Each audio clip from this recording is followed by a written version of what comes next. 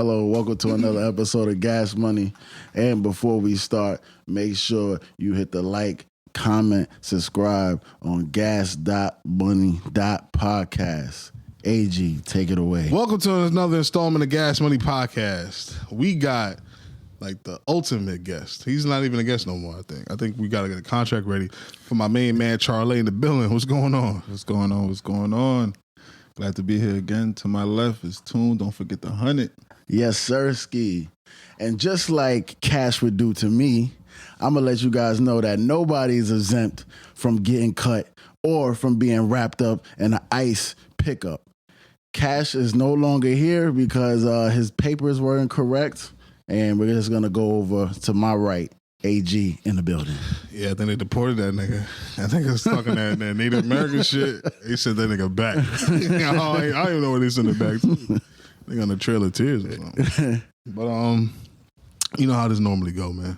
Mm-hmm. How was y'all weekends, man? I'm gonna just tell you how my week went. Actually, if you don't mind. Oh, it's beautiful. Yeah. So I was gonna hold out on this news because I like talking about things that I accomplished after they get done instead of speaking while I'm in the process of getting them done. But I'm starting a new career journey with trying to become a what's the word I'm looking for? With pharmacist tech, right? Technician. Wait, so you're a drug dealer now? Yeah, pretty much. I'm about to be an official drug dealer. It's an 8-week course, and basically I spend my Mondays through Fridays 6 to 9 either on a Zoom or in person. And it's been a while since I've been in school, gentlemen, and just the shit that's been thrown at me these last couple of weeks is definitely humbling, to say the least. It's whooping your ass? It's been whooping my ass. I had my first test last Friday. I did okay. I was excited about it. I passed. But yeah, that's been my week. I just wanted to get that out of there that I'm back to being a student again, and it's been humbling. It's tight fire. It's tight fire. Appreciate it. Charlie, what's going on with you, man? What I do this weekend? So Friday was chill. Saturday I had a Sweet 16. Oh, okay now. Wait, hold on. Let me do some math. Why are you going to a Sweet 16 at 39 years old, man? Off the Dominican topic, off my last. I was about to say. That was crazy, right? Nah, it's a family. We're more friends with her mother. And her mother would bring her around like on trips and stuff. So she just invited me, my mom, everybody to the Sweet 16. These 16-year-olds though. Hold on, brother. No, there you go. Come on, brother. Brother, hold on. It's not that. What I'm saying is they're doing things and dancing in ways and talking in ways that I'm like, yo, but mind you, this is with their parents there. Oh, okay. Yeah, that always confused me. Which is, I'm like, I know shit was going on when our parents wasn't there. Yeah. But their parents are there on the dance floor. I'm like, nah, this is crazy. I saw a 9-year-old doing the most wildest shit. But my biggest takeaway from that is like, why aren't we ever on time? Why aren't we ever on time? I only can really speak for myself. But there has to be something that's wrong with me when it comes to being on time, for real. Like I could try my best, but it seems like that. Like, let's say I have to leave maybe 30 minutes before I have to be somewhere. That hour before, the 30 minutes before I'm supposed to like try to get out the door, that hour just goes too fast, and I don't organize what I got to do to make sure I'm out the door in 30 minutes or an hour so I could leave at a decent time. That's the only explanation I really got for it. Unless you're on a major deacon. Yo, that shit is the yo. I was actually on my way to class for that shit. I've been late to class twice because the major deacon, bro. The worst. The major deacon is not worse than the Van Wick. 100% is. It's not. Let me break this down. So I've had three classes going into classes, in-person class.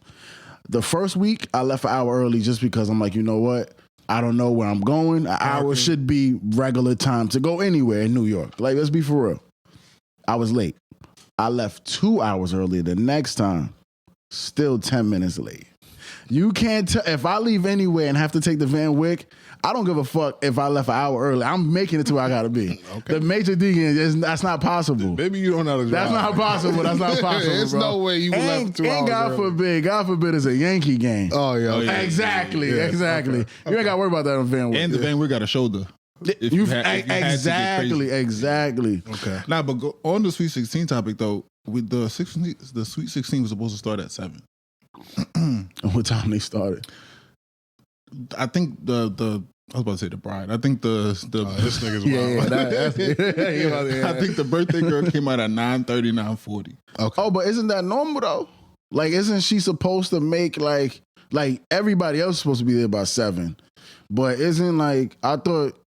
I feel you, but if you are there at 7, now you sitting there for 2.5. Yeah, but that mind is you, crazy. the bar and the food ain't open yet. Like you just kind of that's crazy. Yeah, so that's the bar crazy. open, I think like at 8:30. A bar. That's 16-year-old.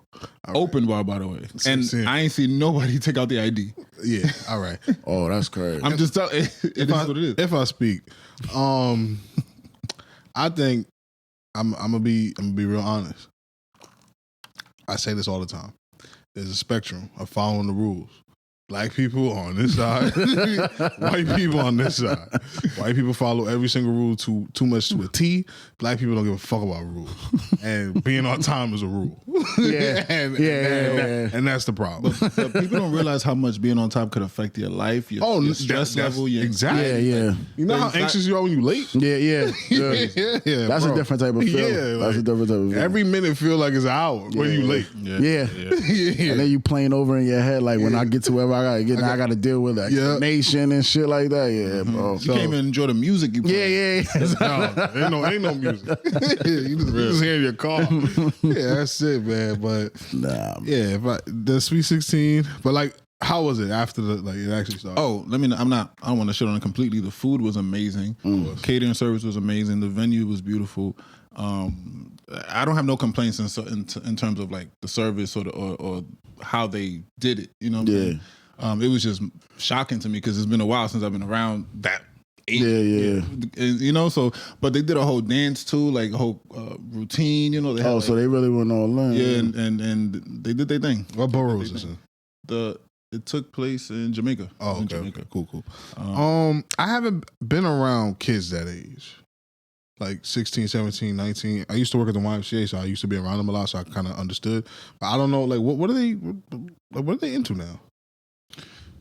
I mean, I think the lack of parental advisory on social media and just the lack of filtering, they into exactly what we shit. into. Nah, and that's you pretty shouldn't scary. be I don't even want to say a lot of things I saw, but I'm just saying you could just see the innocence is gone too early now. Damn. You know what I'm saying? Yeah, I think you hit the nail right on the head with what you could definitely say about this generation. Is that innocence, yeah. At 16, 15, I don't know if our friends at 16, 15 were as concerned as how good they ass look. No, or hell. it was just too... Yeah, it's way, yeah. I know exactly what you're saying. And I agree. I didn't even think at 16 I really knew the power of ass. I think titties was Yeah. Because every girl's Yeah. titties at 16. So And I don't blame the parents, really. I don't want... Oh, and if anybody... I don't... I'm Mr. Blame the Parents. Yeah, I mean, I think today is hard after they... Oh, of course. After they hit, 5th grade, with all the devices, it gets hard to, keep them at bay. So who we blaming? Society. You gotta blame somewhat of the kids, bro. No. Somewhat of the kids. Nah, I'm not putting it on the parents. I'm You putting gotta- that 110%. If your daughter or whatever ends up on OnlyFans doing something crazy, I'm not blaming the parent. I Especially feel- when especially when you know the parent is a good parent. Nah, come on. Good parent is subjective. You don't know what them niggas is doing. If your daughter end up on OnlyFans, you fail. I'm gonna keep it a stack. You had ample opportunity to stop that. But see, it depends on what you're looking at as fail. Because if she makes $1 million a year on OnlyFans, Nah, you fail. She didn't fail. You failed. Though. Nah, it would be worse if she was making no money. Making no And money. her ass is there. Y'all both failed. Both teams lost. That actually leads me to a conversation I was having the other man. day. Hey, talk to me, man. Does everyone have a price? No. But yeah. Exactly. Yeah. Exactly. yeah, No, but yeah. Yeah. I think that's the best way to answer that. That to a is- certain extent. Nah, you do. Nah, Okay. there has to be one thing that's there's no way that you game for everything. No, I'm not. Yeah. But yeah. Like I think it was Nick they Young. say you wouldn't get shot if you get caught with the bricks. Yeah, nah, hell. Nah, I wouldn't get grapes. Yeah, that ain't. Yeah, I can't. So I think Nick Young like came out and said like for some crazy like I think it was like 10 mil. Yeah. Like, he would rip a man. Yeah, that's it. Or let a man rip him. Let a man, yeah. Have sex with a man.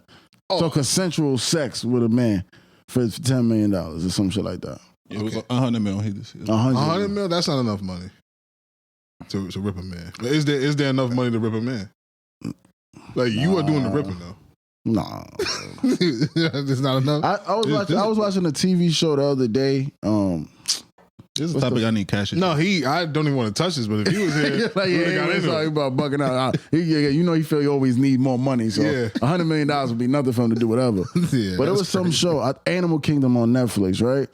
And they had a gay sex scene. And honestly, I don't think I could do it for any amount of money. That shit just looks so crazy, bro. You gotta stop. It's like no disrespect. That's not disrespect. That's not disrespect. It just doesn't look. I couldn't imagine, bro. Yeah, it really. How would you even be able to perform? Like, how would you get your shit together? How would you be able to be equipped to handle something like that? You're looking at the 100 mil over there. That's not enough money. And then you look panty right. You see, come on, man. I'm good. I'm good. I'm gonna tell y'all about my weekend. I'll make sure I take care of y'all though. If you would pay if you get paid it, honestly, I'll fight for you. Like if niggas say anything crazy about you, I'll fight for you. Nah, I'm not doing that. Nah. I don't even want the money. I'm gonna call you something you ain't gonna like. You my man. Like, all right, I can't co-sign. But nah, under the table, I'll take a couple days. See? Yes, but no. Like, yes, but no. Okay. But yeah, so my weekend, it was like my fake little birthday weekend. I'm an old nigga now, 31 years old. Oof. I woke up and my knee started hurting. 31 on the dot. Like, I never had a knee pain in my life. And I woke up and my knee hurt. Yeah. Like, this shit is whack. Outside of that, getting older as a black man in America is actually really dope. Yeah, I think we should celebrate that more often. There's a lot of good men that like they didn't pass 25, 21, 26. So I think we should always celebrate that. But getting older physically is type whack. I think I just got to get in a better shape. I think that will kind of supplement that. I've been hearing from my man Godfrey about that. You know, he's aging gracefully. Then I saw Superman. Superman's back, and Marvel's in trouble. Oh, is that good? Yo, that was a good fucking movie. Right. I wasn't sold on the actor that they chose at first. My man CornSweat, like you can't be named. That's not his name. Is it really CornSweat? Yeah. The movie or in the credits? No, that's his name. Like the actor that plays Superman. It's CornSweat. That's his last name. I don't think a nigga named CornSweat could have been Superman, but that nigga's Superman. CornSweat. Yeah, I don't want to do any spoilers, but the hard part I know it was mad anti-Israel. Oh yeah, that movie was on some fuck Israel shit. Nah, how do you even put that in a movie? Yeah, that's what I thought until they did it. Until CornSweat pulled up. Yeah, started off with that. So no spoilers. The hardest part to me about writing a Superman story is to make it entertaining because Superman can't lose. So nothing hurts him. You can't beat him. It's one thing, kryptonite. That shit's not even available like that. And they did it well. They made a Superman movie with stakes. Like you thought, maybe not he could die, but he was getting fucked up, and you were kind of worried for him in a couple of times, and just about the whole world. Like, oh shit, they probably got his number. Yeah, exactly. And they turned Lex Luthor into Kendrick Lamar. Ooh. That nigga was the biggest hater I have ever seen. That nigga, he was doing some fly shit where he knew every one of Superman's like moves. Yeah. And he was telling there was a person fighting Superman, and he telling a nigga like it was chess. He was like, yo, B6. Nah. Yeah, he knew and the nigga was like, oh, so I know what's about to happen. D12. Yeah. And they asked him, like, yo, how the fuck? He's like, bro, I've watched, like, he admitted it. Like, I hate this nigga. Like, I'm a fiend. Like, I know that I don't like him. And, damn. Like, he was on some, like, Kendrick shit. Like, that's crazy. Shout him out. And, yeah, it was a really good movie. And I think everybody should watch it. Somebody did tell me to watch it, but I forgot. Yeah, and Marvel's in trouble. But Marvel's last 5 movies is not better than that. None of them. And DC's on the rise. And the crazy part is the nigga that got fired from Marvel is the one that did that movie. My man, That's usually how it goes for real. Yeah, James Gunn is the one that made the Guardians of the Galaxy popping. So he took characters that nobody gave a fuck about and made them popping. And now he got Superman, he got Batman, he got that's why I'm interested to see Batman for real. Yeah, it's gonna be quiet for Marvel if the Fantastic Four don't pop. It's quiet, but they got the big Joker in their back pocket with X-Men. Once they niggas gonna see X-Men. Yeah. That's it right there. But yeah, that was pretty much my weekend, man. Who has Black Panther? Marvel. Yeah, but their whole thing is they don't want to recast Chadwick. They don't want to recast T'Challa, and then they gave us a woman Black Panther. No disrespect, but it's like black boys don't have enough superheroes. But there was a dude in Superman, Mr. Terrific, some black dude. That nigga was black. Yeah, he was on some gangster shit. He was smart. And he's a bad guy. Yeah, he's black, and some people criticize the character because he was talking like black exploitation, like hot damn, like all his shows. I do seem like some DC shit. Yeah, he but always got nigga. Who's the other nigga from DC? The Green Lantern. Yeah, he's nigga, in there too. His character on the cartoons, he used to always be on some black shit. Yeah, but he was still dope though. He probably had like the second best fight scene in the movie, and he's supposed to just be a smart nigga. Oh, okay. He was putting belt to ass, but he's definitely also like hot damn. Yeah, but come on, you gotta take it. Check out if you can. Man, son. These are too far along. Yeah. We making characters. Still talking like that. That nigga, oh man, but that shit is a great flick. I think you should go watch it. Oh man. What's up, man? I want to get into it now. Let's do it. Let's start with Musica. Please. We start with the Clipse. Their first week sales is out. What the numbers looking like, Toon? Just said 113K. How we feel about that? And they debuted at 4 on Billboard. Oh, that's pretty good. How we feel? Nigga, that's amazing. That's because I mean, one, artists aren't really doing numbers like that, period. No matter who, like, obviously you got the ones like the Drakes, the Kendricks, there's a handful of others that do big numbers, but this shit doesn't happen when you feel like artists come or a group comes back after a long hiatus and then they come and do 113 is I would say a win for hip hop. Absolutely. Because they're also not making pop radio music.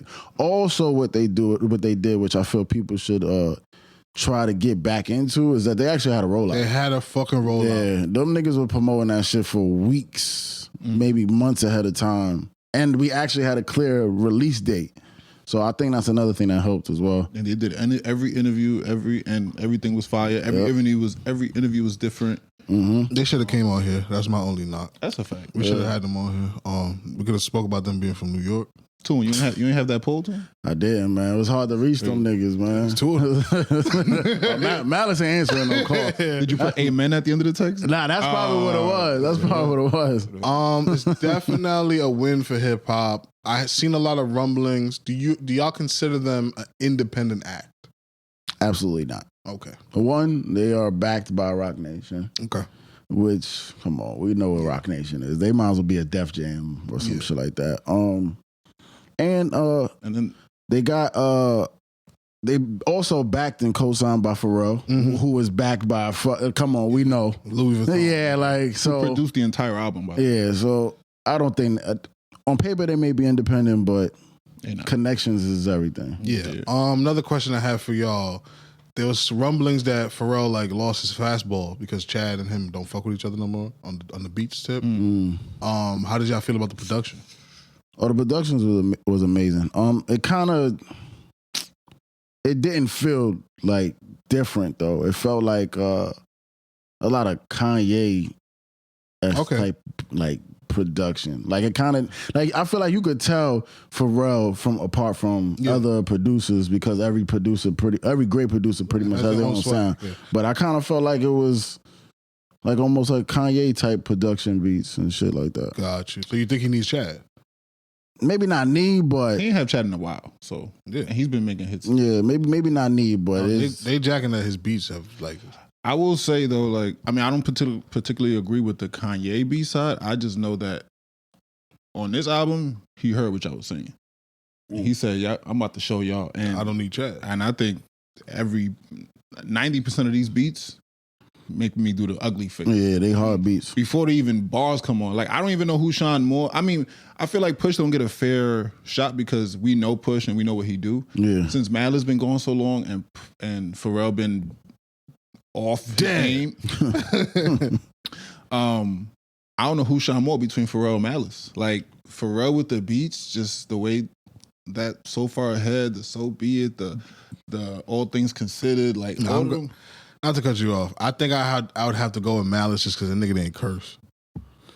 That's tough. That is tough. But I mean, Push don't really curse either. Like, I think that's just that's nah. But like to not curse in hip hop, yeah, and still deliver. The last nigga that did that, y'all niggas laughed him out the club.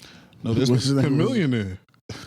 Oh, he was on that time. Yeah, he was bugging out. Yeah, that was his whole thing. And he M's up.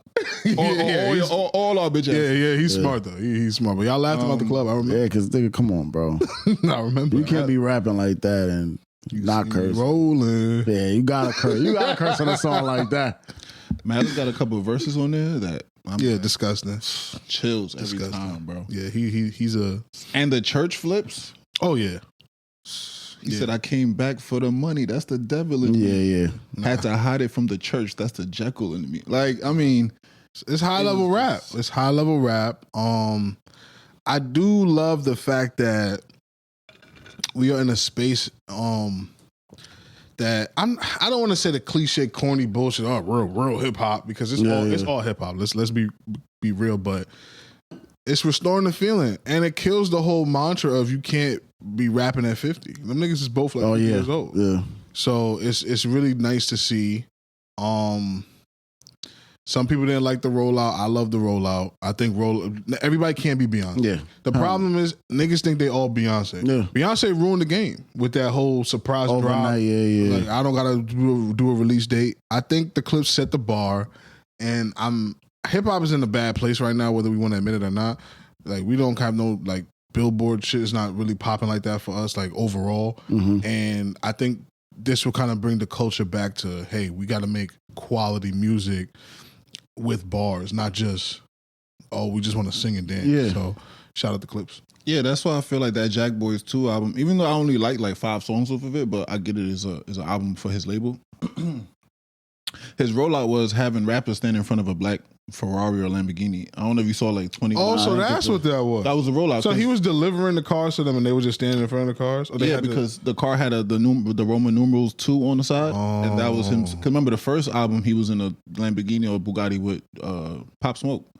So that was what those rappers was posting in front of. So that was the rollout. Bad rollout. You know what I'm saying? And I guess the Pusha T actually helped him. That whole Pusha T helped him roll it out too. But to your point, that's not really a rollout. No. You know what I'm saying? You got to hit the markets. You got to go. I mean, at least I feel like it works. They just proved that it works. I mean, obviously they're not a normal act. Yeah. So you can't really be like, I do exactly what they did, but artists need to touch the platforms that help build awareness of what you got going on. Yeah, absolutely. And Beyonce did ruin it in terms of like gave people a false sense of confidence. Yeah, y'all niggas ain't Beyonce. But the veterans are still rolling out. When Nas does his King Disease, there's a little rollout to that too. Even Drake, I think Drake, it's so subtle, but he be having the longest rollout ever. Yeah, this Iceman shit is definitely. He dropped that name on his Instagram like 2 months ago, and he's still like He always does the slowest rollouts, but it's a rollout. Yeah, For All the Dogs, he was rolling that shit out all summer, saying For All the Dogs, I'm coming. Still never give a date, but you know when at that point you don't really need to give a date. You say it's coming, it's coming. But I'm just saying like there are acts that are still rolling out, and I think people are not paying attention to them. You think this is their last album? It all depends on Malice, for real. I think Pusha T is gonna continue doing what he's. Yellow diamonds look like PP. That shit stuck in my head. He better respond back to Jim Jones, man. He did. No. Y'all heard what Jim Jones responded back to him? Just now, like recently? Yeah, off the what's the name beat? Off the what beat is that? You talking about when he was standing outside with the microphone hanging? Yeah. No, Jim Jones did that a year ago. Right, but how that beat? So that beat was out a year ago. Had to be. Or they don't dump. You see what I'm saying, right? Because I thought it was new. Because I'm like, I know I've seen this and heard this. Yeah. But why is this beat the same beat? So they released that song a year. How did Jim Jones get that beat? I don't know if I heard the same beat. Yeah, the first. I don't know if you heard the same beat. You heard what beat is it? What song is that? The one that when he's talking about with Pusha's talking about Jim Jones on that, but they say he's talking about Jim Jones. Chains and It's Whips? the same beat. Chains and Whips. Yeah. Oh no, they dubbed it. They dubbed it. They dubbed- If you talking about the one with Jim Jones is in Harlem, In Harlem with the in front of the chicken spot. Yeah, that video. I know that video. I'm like, I seen this before, but nigga, that audio, that was new audio. but he did respond to him. Nah, he Chains and did. Whips, and he whipped him. So hold on. Maybe Even though Jim Jones that first shot was solid, like that. Yeah, that's I got it 1-1 right now. Yeah, me too. Jones, nigga. I ain't gonna lie. Pusha T better. He's bugging. If you one of them niggas, Yeah, if you want, you're not supposed to let Jones Jim spank. Jones, he can't get but one. He can't He's get gonna one. spank him. He's gonna spank him. Nah, I don't think niggas is sleeping on Jim Jones, bro. Yeah. He's a rapper now. Now, if they go to distance, Jim Jones is getting washed. I don't know if that's true. That's what should happen. Yeah. I don't know if that's true today. After that shot from Jim Jones, that should make 7. That should make 7. He already got That's the just some first Indiana one. Pacers OKC Exactly. shit. Yeah, we might get. And Jim hasn't really missed his last 3-4 albums. Yo, Jim Jones is a rapper now. Like he's a rapper. Before he was just some swag Caillou type nigga. Now he's a rapper. And shout out Jim Jones for working on his craft. All right, let's keep it. I don't know if this is hip hop. Nicki, I want to speak directly to you, Miss Minaj. You are an icon in this game, and you, in the last 2 weeks, have done so much negative. Like you put so much smut on your reputation as an artist, and it's really hurting me. So Nicki and SZA have been going back and forth, and it started with a tweet that SZA didn't mention Nicki's name. It was some shit like Mercury is in retrograde, silly goose or some shit like that. Mm-hmm. I don't know what Nicki knows, but she took that as a shot, and it was up from there. She started dissing Punch, calling him TDE Punch, calling him all kind of fat bastards. She's telling SZA the fake freckles. You're not bigger than me. And then now the numbers game gets played. Now I don't think it's fair to play the numbers game with Nicki in this era versus SZA in this era because it's two different eras. Nicki's numbers in her era, she was lapping the competition. SZA's number in this era, there's comparable artists. And also in Nicki's era, even though obviously they always pitted women next to each other, against each other, nobody could stand next to them. No, that's what I'm saying. She was like smoking. She was a giant. Cardi came out and dropped one album and got all the accolades and all of that stuff, but it took 10 years for somebody to even challenge her. And then Cardi stopped rapping. Nicki never did. Yeah. So I don't see how that's a win.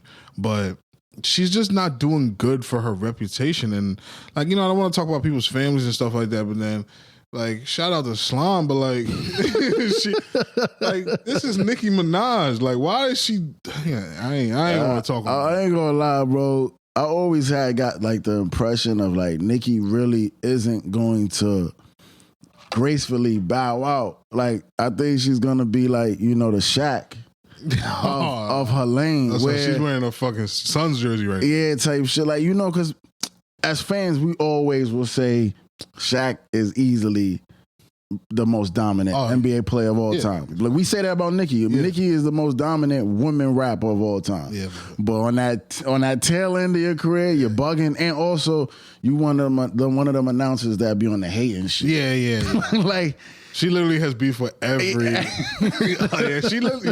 right. She's Shaq. She literally is Shaq. Yeah, she gotta be, bro. Because like we still, no matter how much hate she like throws at the other women, we sit there and we say our little funny jokes, but we never take away from her craft. Yeah. We never be like, oh nah, she wasn't as big as she was. No. Niggas always say she was huge, but nah, man, it just seems like a disgruntled old rapper that just, I don't know, just doesn't let shit go. I mean, she did mention business too, which I guess you could always speak on business, but as far as comparing yourself to other rapper artists or telling them they're not as big as you are, is like, it doesn't need to be said when you're Nicki Minaj, bro. Yeah, and then the fact that the industry hates her, so she got no Grammys.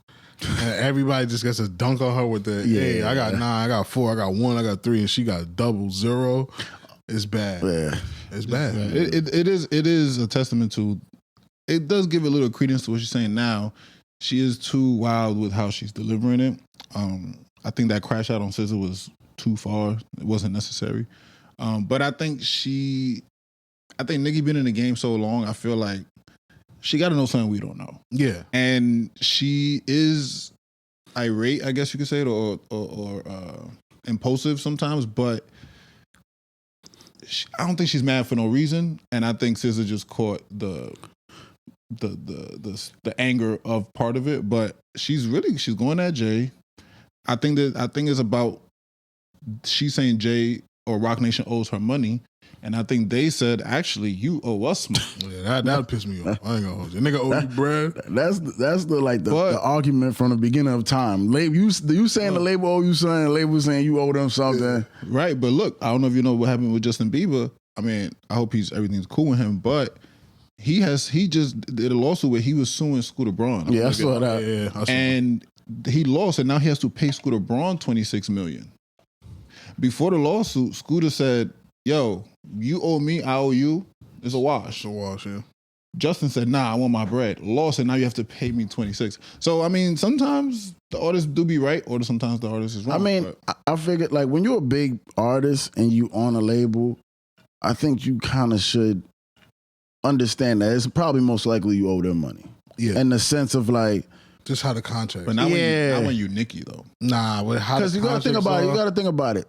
These artists, at least from what we know on the outside looking in, these artists, they don't pay for much, if anything, as far as like the albums, the touring, studio time. So exactly, makeup is for somebody like Nicki. Wardrobe. So if you an artist of that magnitude that needs so much, and you know these things cost, and you're not paying for these things, you think your music is recouping all this bread? No. If your budget is probably $3 million, an album, like come on, I don't know. I feel you. I mean, since it's current, if you talk about the Drake lawsuit, remember, I mean, I just be following all this shit. But in 2021, remember, he signed 500 mil. Yeah. Even back then, people were saying that's a short. Yeah. And even today, come back, it's kind of confirmed, like, yeah, I took a short because I'm going to do this just when I double back. Mind you, he recouped within a year. That's why in 2022, on that Her Loss album, there was a couple shots at Lucian, as opposed to on the Certified Lover Boy where he said something like, "I'm like Lucian's son" or whatever, something like that. There was a flip. There was a change in energy. So what I'm saying is that for you to give Drake 500 mil, I don't think you're making any less. You're not giving him half of the profit. You got to be giving him like 10%. You got to be clearing at least $5 billion. Yeah, but this is Drake. No, cool. So now on a lower scale, let's say Nicki gets 50 million or 100 million. They still, it's like for you to say. When's the last time Nicki dropped? That's a fact. And then like even on that, like, do you think she'll clear the 100,000 mark, right? Or does she not? Yeah. No, I think she does. First week, you think she does? Sure, for the first week, yeah. So then, I mean, maybe she still is profitable. I don't know. I don't think any rappers is profitable outside of the big niggas. Yeah. I just think when you have a relationship like Roc Nation and Jay-Z, I don't think you crash out and ruin that relationship without doing your... I wouldn't. Not with their track record. Them niggas pack niggas up and build niggas. They like that. Yeah, but I wouldn't play with them niggas. The crazy part to me, this is looking like a TDE versus Young Money situation. Because her real beef is probably about the Super Bowl. Come on, I hope you ain't still on that. I'm about 100% sure I can believe it. And they obviously got the Kendrick Drake thing. They just need Wayne and fucking Schoolboy Q. Nicki probably the only one that could save that Young Money ship. If niggas got into some your niggas versus my niggas. Yeah, because I mean, clearly, Drake. Dolce nobody. We really need cash here. Cash our shit on Dolce. SZA don't rap. In retrospect, though, I don't think Wayne should have done the Super Bowl. No, I know he should. Okay. Yeah, they talking about Jigga doing the Super Bowl. I don't want him to do that shit either. Did y'all talk about the Carter 6? Respectfully, we didn't. I ain't even listened to it. Out of respect. I love Wayne. Yeah. Yeah, I did listen to it. Yeah, no, you did. Yeah, that shit just wasn't memorable. Which broke my heart. Which broke my heart. This is why I didn't want to talk about it. That nigga's cooked. It's over. I think Jay-Z should do the Super Bowl. I don't think so. I saw something the other day that somebody said that he shouldn't do it because that nigga never had like A single? like some shit like he never went number one by himself. Yeah, which that's kind of common for most artists. I don't know. Nah, it is. I don't know. Yeah, you might. Nah, I'm about to have you backpedal. Nah, look at Drake's number ones. He got to have multiple by himself. I don't think so. What's God's plan? That's by himself. That had to be number one. That So that's one. Okay, Only be Hov. Okay, that's one. But we're not. All right. Well, we not what? Okay, You were quick for this argument. Yeah, so he one. definitely probably got 5. Y'all be making me cape. Come on, all them number. Not. I don't know about all, but come on, those number ones. That was Drake was pushing that. That sicko mode is diamond because of Drake. No, but it's not by himself. we gotta say he gotta be by. He gotta be by himself. God's Plan might be the only one. I hear you. I think Drake's biggest song is Hotline Bling. Got Hotline Bling, Yeah. God's Plan, Controller. Controller went number one. Of course. I didn't know it went number one. One It went Dance. platinum in the hood. No, so he got 2 though. One Dance. Yeah, One Dance went. One Dance? Nah, there's no way. That came out the same year. Bro, these are smashes. Nah, One but hold on, Dance? Controller and That was on the same album. yeah. So Yeah. both could go number one. That could happen. Would they 'Cause swap or some Yeah, shit? maybe different weeks. Yeah, no, he dropped Controller and One Dance came out before the album dropped. Oh, okay. So he okay, dropped them as okay. singles. And then okay. And it was an album. But yeah, it came out around. So he definitely got 2 by himself. Because Hotline Bling and God's Plan. Yeah, man, Hov ain't got one of them. I think Nice for What went number one, I think. Probably it. But see, also Drake is a cheat code. I bet y'all can think of somebody else that's not. Nelly probably got a number one by himself. Come on. Yeah, probably. Come on, man. Bro, what did I miss on his fall off? And that wasn't a crazy hit. Went number 2. And I feel like it was some shit going on there. But it went number 2. Oh, don't start that. Oh, I quick. did see a clip. They was saying they put the other dude the other day. Yeah. This is Morgan Wallen or one of them niggas. Oh, because the radio, because apparently maybe you saw the same clip. They said the radio is purposely not playing this shit because radio streams is worth more than fucking Apple streams and shit like that. That's the trick play. I didn't know that. This guy named Alex Warren got 76 million radio plays. Yeah, so And Drake got 2 million radio plays. Drake? So that's where there's and that's on that song. and that's the No, only that's category, right? And that's the only category where Alex Warren had more anything than that song during the week. So, my point is that even with that, he went number 2. What is that, Alex? What Alex? What? What does the song sound like? Give me the hook. What are y'all niggas singing, man? I don't know. Alex She Warren look like Aaliyah. Please don't. Oh my god! played on the mic. Don't do that, please. That's when I knew he was cooked. I did that shit on a trip. Say, yeah, I'm cool on this rap shit. My niggas is traveling. Oh man! All right, man. But speaking of radio, there was a young man. He goes by the name of Neon. And he made his way up to the Breakfast Club. Mm-hmm. And the internet went into frenzy because Neon is a habitual line stepper, or was, reformed. He has a montage of racist clips on the internet. Like a fucking 15, probably 20-minute of him calling black women all like, and he's being dead serious racist or one of those. I'm a dance around, be racist. No, it was the racism was direct. Like, hey, I think black women are ugly. Like, okay. I think black people are stupid. My dad got robbed by a black dude. Now my moms don't like black people. I don't like black people. Like, straight up. And then he has a couple of making fun of a couple other racists. But on the Breakfast Club, he basically was trying to say that was the old me. And I was doing this stuff for rage bait. I don't really feel this way. And I have changed. Where do y'all stand on that? I respect it. Really?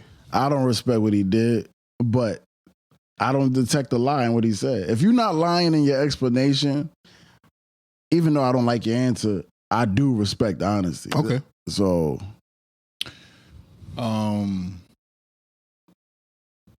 it's just the climate. That's just how people get on. They cause a reaction, cause anger, and that's what drives the numbers. You asked a question off mic earlier that if someone could be unracist. Yeah, can you unracist yourself? And I think you can. I think you can. I think people change, opinions change, exposure to certain people or cultures could make you change how you look or feel about certain things. A lot of that racism stuff be embedded in your upbringing. Yeah.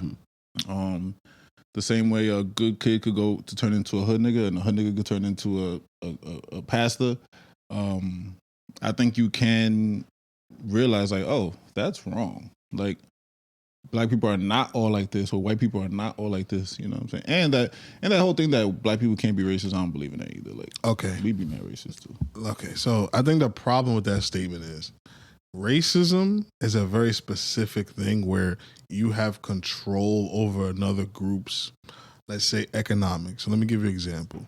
Black people don't have the power in America to be racist because there's no institution that we control that we can be like, hey, no white people. Hey, we are all going to conspire and say we're not hiring white people. We don't have that power. So that's why they say black people can't be racist. Black people can be prejudiced, which is, I don't like that nigga because he's white. Yeah, that's prejudice. So racism is only determined as racism if there's power behind it. I don't think that's the actual dictionary definition, but when most people speak about racism, it's more of an institutional thing where like being black was a crime. So that's racist. Like there's nothing I can do to defend myself if a white guy is like, you whistled on my girl, I have the right to kill you. Black people have never had that power to do that to anybody. Yeah. So it's like, that's why they say, hey, black people can't be racist, because what power structure do we have that we can do that to any other group? We don't have that. So if a person calls you a nigger on the street, is he being racist or prejudiced? He is. Who's this person? Like a white person. A white person. So the reason why it can be viewed as both things is because he has the power, because he's part of the dominant society where he can go back to his job and be like, I don't like niggers. We all agree we're not hiring niggas. Like, black people don't have that power to do that because there's rules against that, but they can still conspire. It's the same thing. Like, no disrespect to the Jewish community, right? You go try to buy a house in the Jewish community and see how difficult or impossible that is. Buy a house in the black community. Hey, gentrification. Like, you see what I'm saying? Like, there's a difference between the two groups because one has the power to have their neighborhood all Jewish. The other has no power, and they can just be like, this neighborhood's black today, and 3 months is not black anymore. Yeah, so that to me is like why it would be racist and prejudice in that circumstance. But most of the things we're talking about is prejudice. It's just, hey, I don't like this person because of the skin color or the group they belong to. Racism is more like a power thing. Which is why they will say America's racist, not prejudiced. Yeah, but the power is and you can interchange them. And again, these are not dictionary definitions. This is just how we use them. Like, when you walk into an establishment, somebody's following you around the store, you're not like, oh, like, this is prejudice. You're saying, no, this is racist, because that guy has the power to follow you around the store because of the skin color of your skin, and you can't go to his, like, you don't have a store to do that to him. You see what I'm saying? So, and he has the power to get you searched. Exactly, shit like that. So it's a power thing. So yeah, but black people 110% can be prejudiced. Like, every time a black person gets mad, they get prejudiced. Like, so crack ass, crack. Yeah, exactly. But you see, there's no power there. You know, that's the problem. So we can be racist in Africa, though. Yeah, like in Ghana or something. We got, hopefully not one of those parts that's owned by China. So and the French. Shout out Africa though. They're doing a good job of trying to kick on. I actually seen. I was like, cause now since I'm like super getting into drugs. Yeah, fucking there's actually like a African town, like how we got Chinatown here. There's like an Africa town in China. Like, and I really couldn't. They said the documentary said it's like hundreds of thousands of Africans that live there, which honestly kind of made sense to me, because have you ever been walking on Canal Street and you see like who's the plug? Exactly. Yeah. And honestly, that's just how I think, because like, you know, business is business. Yeah. Obviously, they have the plug to get these items, and the Asian people do it as well. So they probably not sharing plugs. They got Africans got their own plug, and the Asians got their own plug. But I definitely found it mad interesting that there's a community of 100,000, at least 100,000 Africans in China. Yeah, it was pretty cool. We'll get to that. That's dope. But just to get back to the topic at hand. So basically throughout the whole Breakfast Club interview, they were very standoffish to him. Like they said, he didn't want to shake. They didn't shake his hand. They were like calling him racist. I did see that. Like you know, I mean, he's a kid to them. Like you know, these people are grown ass people. I think they could have at least embraced him a little bit more. But it's easy for me to say because I'm not sitting in the room with him. Like honestly, like I don't violence is like fucked up, but like some people just need to get punched in their mouth. Like the stuff he was saying was like, I don't care how much like you got to answer for something. Yeah. I didn't hear him donating.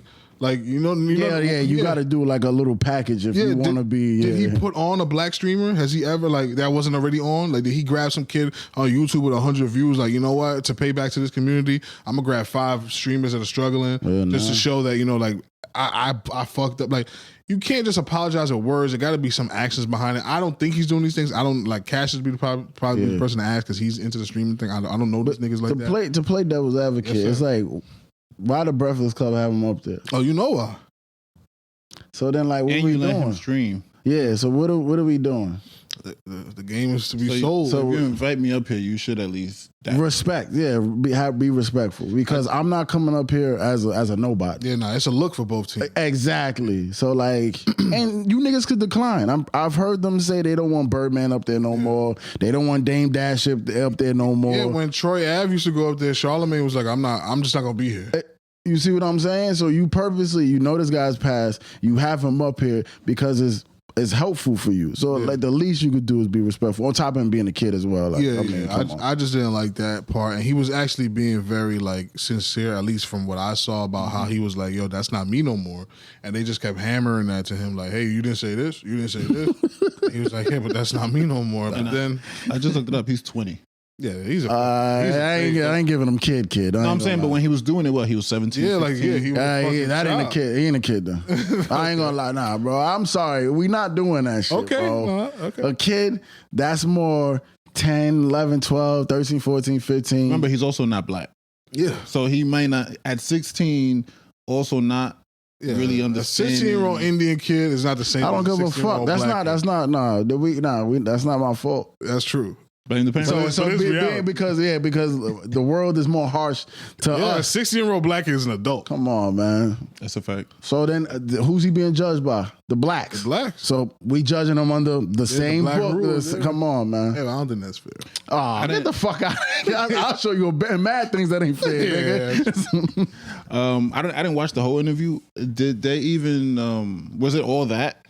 Because the clip I saw was when the chat started talking crazy. Yeah, so the reason why the chat thing was so interesting is because they brought up like the fucking big bad wolf, which is Aiden Ross, who he's like the big homie of all these streamer niggas. And he is super racist too. Kai is the big homie. Come on, see, going for the white man. But I'm gonna get to that. So he is like the original, like you can be, but he did it in the smart way because he's one of them. I know you're talking about. What that mean, sir? Yeah, and those who don't know, shout out Superman. but he's one of them. He's a CornSweat. Yeah, CornSweat. Yeah, that's corn street. That nigga's crazy. CornSweat.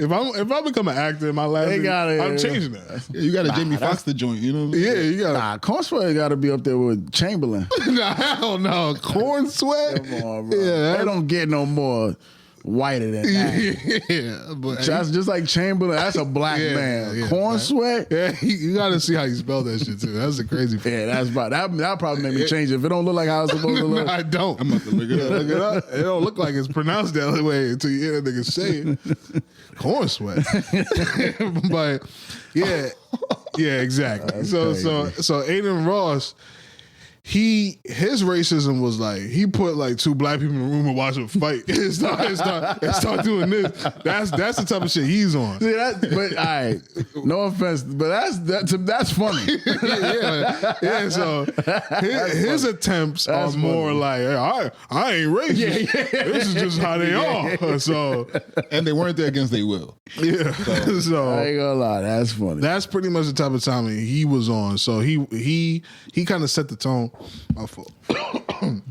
He kind of set the tone for this disrespect. So he got in the chat and he was like, "Yo, they not respecting him up there," and that galvanized all the racists to come in there and call them all kind of jigaboos and shit like that. So like the street. I don't know. Yeah, go ahead. In your point of view, Aiden wasn't wrong. They weren't respecting him. No, they weren't. But then Aiden knew what he was doing, though. Yeah, he knew what he was. No, I mean, I feel like he saw his, I don't want to say his man's, but his fellow streamer getting hammered. Yep. And he's like, I got power. Yep. I'm gonna say this to help him in that interview, and like, cause he ain't got no backup. But see, the thing is though, like, if you're my man's and you have done wrong in your past that you have to answer to, yeah, I want to defend you as my friend, but I do have to understand there's certain battles that you have to walk through this storm because you have offended whoever you have offended, and you have to have this moment. I'm not gonna go up there and purposely cause a fire, which is gonna allow my community of people to come in here and be like, yeah, fuck these people. He literally did a January 6th. Like, yeah, he was like, "Hey man, Democrats is over there. Y'all do what y'all gotta do, but we can't let this happen." Yeah, exactly. If I see my man's over there sincere and apologizing, and they still jumping him, nah, you gotta leave that alone. Let him get jumped. And yeah, at least in that environment. Now, if it's a physical fight, right or wrong, obviously, but like.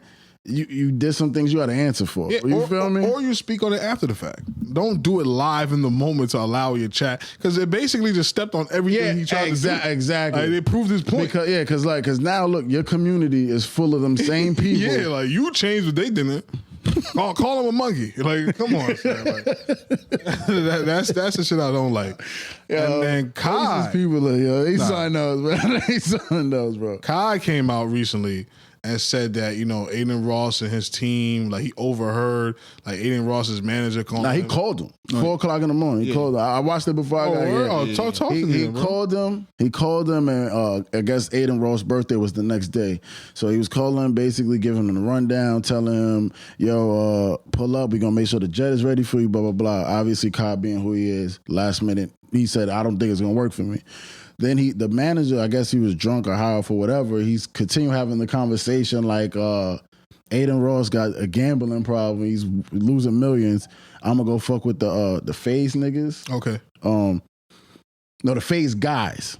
As he continues on, I guess, does Kai have a commercial with McDonald's or some shit? Probably. Kai is the one he's behind the Chicken Mac. All right, yeah, that's what he was going to. So then he was like, Chicken Mac, my nigga, something, my nigga. Like, really, man? Yeah, really, nigga, yeah, shit like that. With the A? Yeah, with the A. He definitely said nigga when he was explaining. So he was like, Kai said at that point, he's like, basically, you know, the whole, you white, I'm black, you not supposed to be using the words with me. He didn't say that to him. He's just, in his head, that's what he's like processing what's going on. He said he was going to black on him, but he was like, nah. I blame Kai for that. For not blacking on him? Yeah. Nah, I think it gets difficult when you at that level, bro. Yeah, but this is my problem with the same I Show Speed nigga. Like, every time I see that nigga, he's doing some jigaboo shit, and then now some jigaboo shit is happening to him. Like, niggas just throwing fucking bananas watermelons and watermelons. Like, you can't act the fool, and then when niggas treat you like a fool, wouldn't be surprised. Like, y'all are black men, bro. You guys represent an entire race, culture, and ethnicity of people. You cannot just be out here acting a fool. A race of people that are under attack already. Yeah, it's like you got to step on shit or else it's going to continue. Like, you can't go to China and you say KFC and you do a fucking backflip. And then be mad when you go to fucking Romania and they throwing chicken at you. That doesn't make sense. And that's what I'm saying with Kai. Why are you running to the internet telling us, oh, he called me an N-word? Like, nigga, he called you the N-word and then you just sat there, I got to process this because there's millions on the line while McDonald's got you in a fucking ad. Like, there's enough money. Integrity and money, like, there has to be a number where we say, hey, I'm good. But see, like that call was also like behind the scenes. So maybe, he just didn't feel like you would have done it. If it happened publicly, I probably would you have done it? Like, I would have let him continue to call me nigga. Same scenario. You heard him say Chicken Mac, my nigga, and you know this is a white dude. I don't know if I would have got offended. Okay, that's all I'm saying. My question is what you would have done? Nigga try to step on. Yeah. Don't duck the question, nigga. Well, I was gonna answer it with this. He about to hit him with that. I do really got no black. No, I'm joking. Okay? Yeah, I'm joking. Nah, what I was gonna say is, my thing is, I wonder if he's called him a nigga before, because to be that comfortable, like, yo, because it sounded like he was talking like, yo, come on, my nigga. I got an argument for that though. So I don't know if he's done it before, but I don't want to run from it. Hey, yo, chill. Right, that was crazy. Y'all niggas, man. Yeah, you can't say that. Wait, what happened? I don't want to run from it. Nah, don't run from it. Yeah, that was bad. I'm sorry. That's a party foul. I'm from New York. But if he hadn't said it to me before, then I would I'll just say something like, yo, bro, like, I know you maybe feel comfortable with me, or you've been around me enough, or you might hear me say it to my mans, but me and you, we can't have that type of dialogue.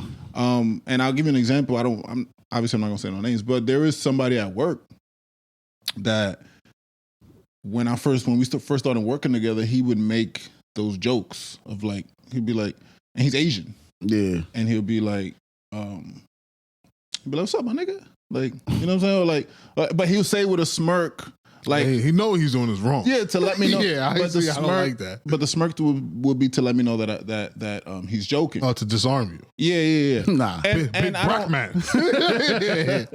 And deep down, I don't think he's racist or prejudiced. Yeah, okay. But after a while, I had to tell him, like, yo, like, you can't, like, that's not okay. Like, I'm not going to obviously duff you out because I'm at work. You know? Yeah. You're not worth it. But my point is like, you can't make those jokes. You can't, but you can make Asian jokes. I'm like, but I won't, and I don't want to. Yes, I can. And, how about that? And it don't land the same. Yeah. Like me, I'm not going to say nothing anti-Asian, but I'm just saying, like, me making an Asian joke is not as... No. Yeah.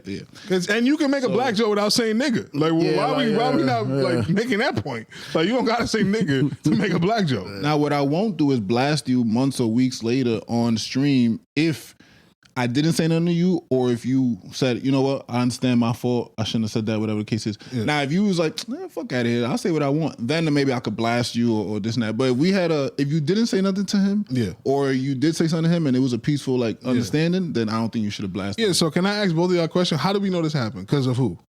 Kai.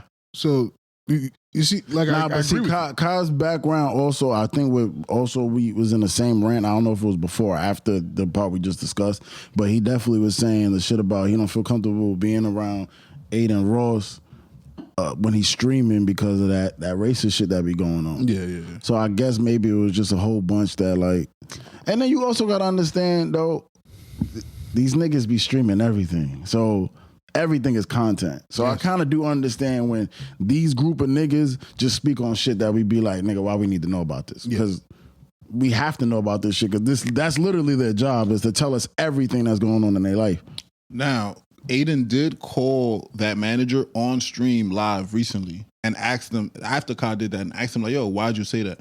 I didn't like how lightly the manager handled it. He was kind of like, yo, come on, don't do this to me. I was fucked up, whatever. I'm not doing this right now, and banged it. Like, almost like that's the Aiden Ross doing that thing. Yeah. He was looking at that camera just like this.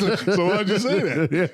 Yeah, I'm telling you. Say shit. So I feel like if you're his manager, you know exactly how big he is. You know exactly how many people are watching are going to see this. If you know you're his manager, so you know he's on live. Yeah. On stream. So if he calls you on stream, you should know that that's the opportunity for you to be serious and be like, yo, like, that was wrong. You know, that's your time to make your statement. Yeah, but they don't gotta be because it's niggas.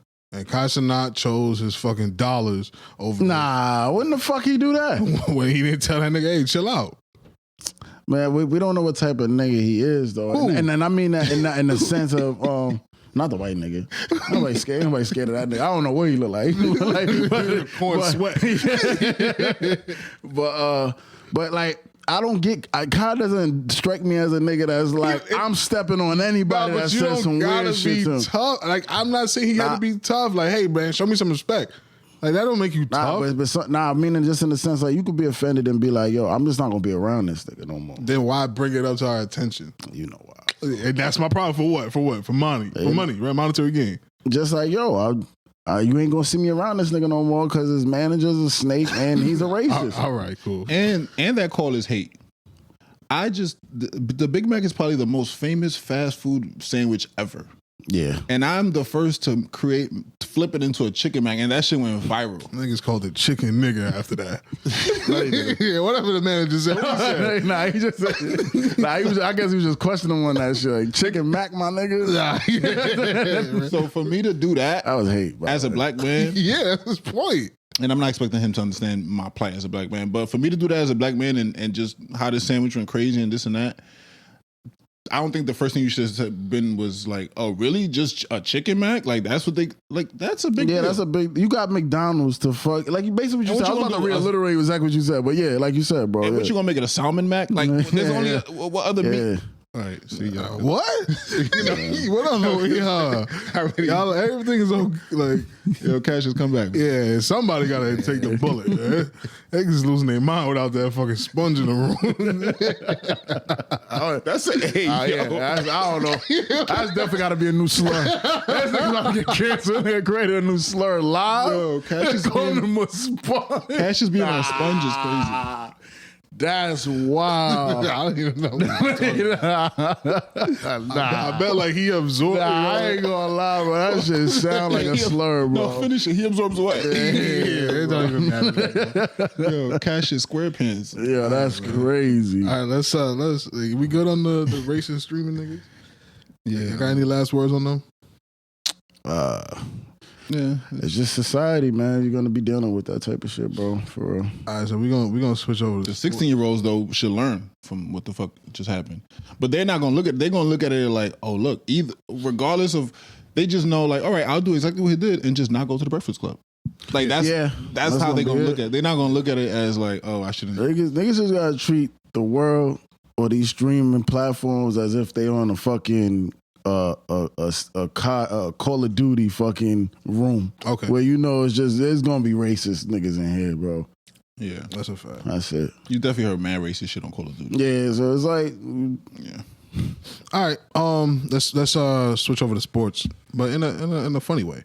So Shane Gillis, he had a monologue at the ESPYs, and some people are taken aback by it. He had a couple of jokes that some people didn't like. I don't think I heard anything that was particularly offensive or racist. I just think it was comedy. But some people didn't like the Caitlin Clark joke. I heard they didn't like the Carl Towns joke, the hey girl, and like that. But how do y'all feel about white comedians? I feel like white comedians, they you kind of like touched on it last week with the whole with the gas of the Outta Gas of the week. Like white people, they really don't gauge things really well. It's either all or nothing for them. So whenever a white comedian gets on stage, I just assume that everything is just fair game. Fair game. That with that being said though, I as a human I do have the right to be offended by anything you say. So to speak on the things that maybe if I was Carl Anthony Towns, the hey girl thing, I'm aware of that joke. I have internet. I understand that people call me sassy. Yeah. But the thing is, though, I think a lot of things you shouldn't do when that person's girl is around. Okay. Clearly, Cat, I didn't get to see him, but I'm pretty sure he had his girl there. Yeah, I didn't even see his reaction, so it probably wasn't positive. He probably threw the bird over something. They didn't even pants in that. He probably just said, Dominican on Dominican crime. Snap. Period. Yeah, damn.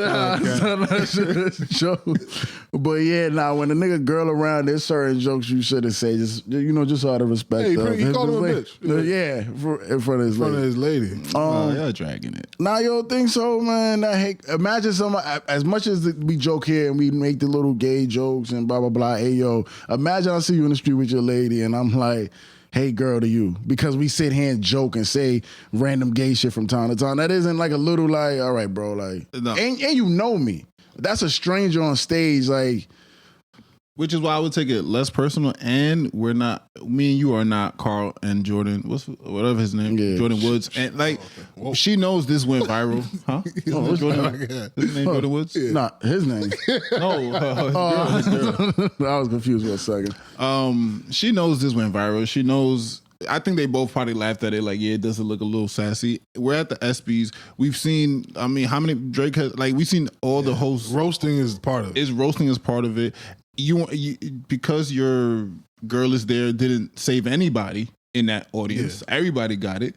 So I'm not like, and I think it was light. I think one of the most brutal ones was he went in on what's the guy the NFL guy with the Belichick? Yeah, I feel like he killed. Oh yeah. He could have left it at the beginning with the ebook part. He kept going. And he kept going. I feel like he didn't really dig on. He just said, "Hey girl," like it was. Yeah, just but like, see, hey girl, and me banging a shorty that's 50 years younger than me is not the same. You calling me a joke. Calling me a bitch versus calling me a Mac. Yeah, like. But you also said I read children's books to my girl. Like how young she is. You are, but she's legal though. Yeah, but the joke is teetering the pedophile line. Definitely was, but.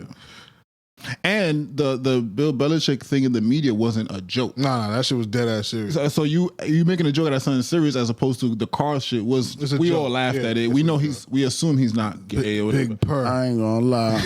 See, niggas better not do that shit with me. I really in front of my lady. Yeah, I respect that. But I bet you want to do that shit to Will Smith. Nah. He's not invited though. He can't go to no more award or anything. I can't pull up to you and be like, bitch. He better not. They better keep his wife's name out of his fucking mouth. I honestly think Will Smith is cursed because he got to pop off on every nigga that ever makes a joke like that. And that's a bad place to be in. Yeah. Like, you got to fight but niggas haven't joked since. Let's keep it a buck. He hasn't been around. I haven't seen too much shit on the internet either. What? That nigga was rapping in a fucking crowd in France. Nobody was moving and shit. Yeah, but yeah, no, niggas are scared around Apex Predator. That nigga transformed. That song was so horrendous. Yeah, he's bugging. He's bugging. But he's just rapping about the wrong shit, man. Nah, nobody want him to rap. Nah, that's the problem. Jay-Z do. I watched an interview one time. He said he called Jay-Z. And Jay-Z was like, "Yeah, just rap about like this new shit." Yeah. I swear, I'm gonna send it in the chat. Jay-Z doing that Aiden Ross shit. Yeah, you should rap. Go rap. Yeah, go rap. You put that in the phone now.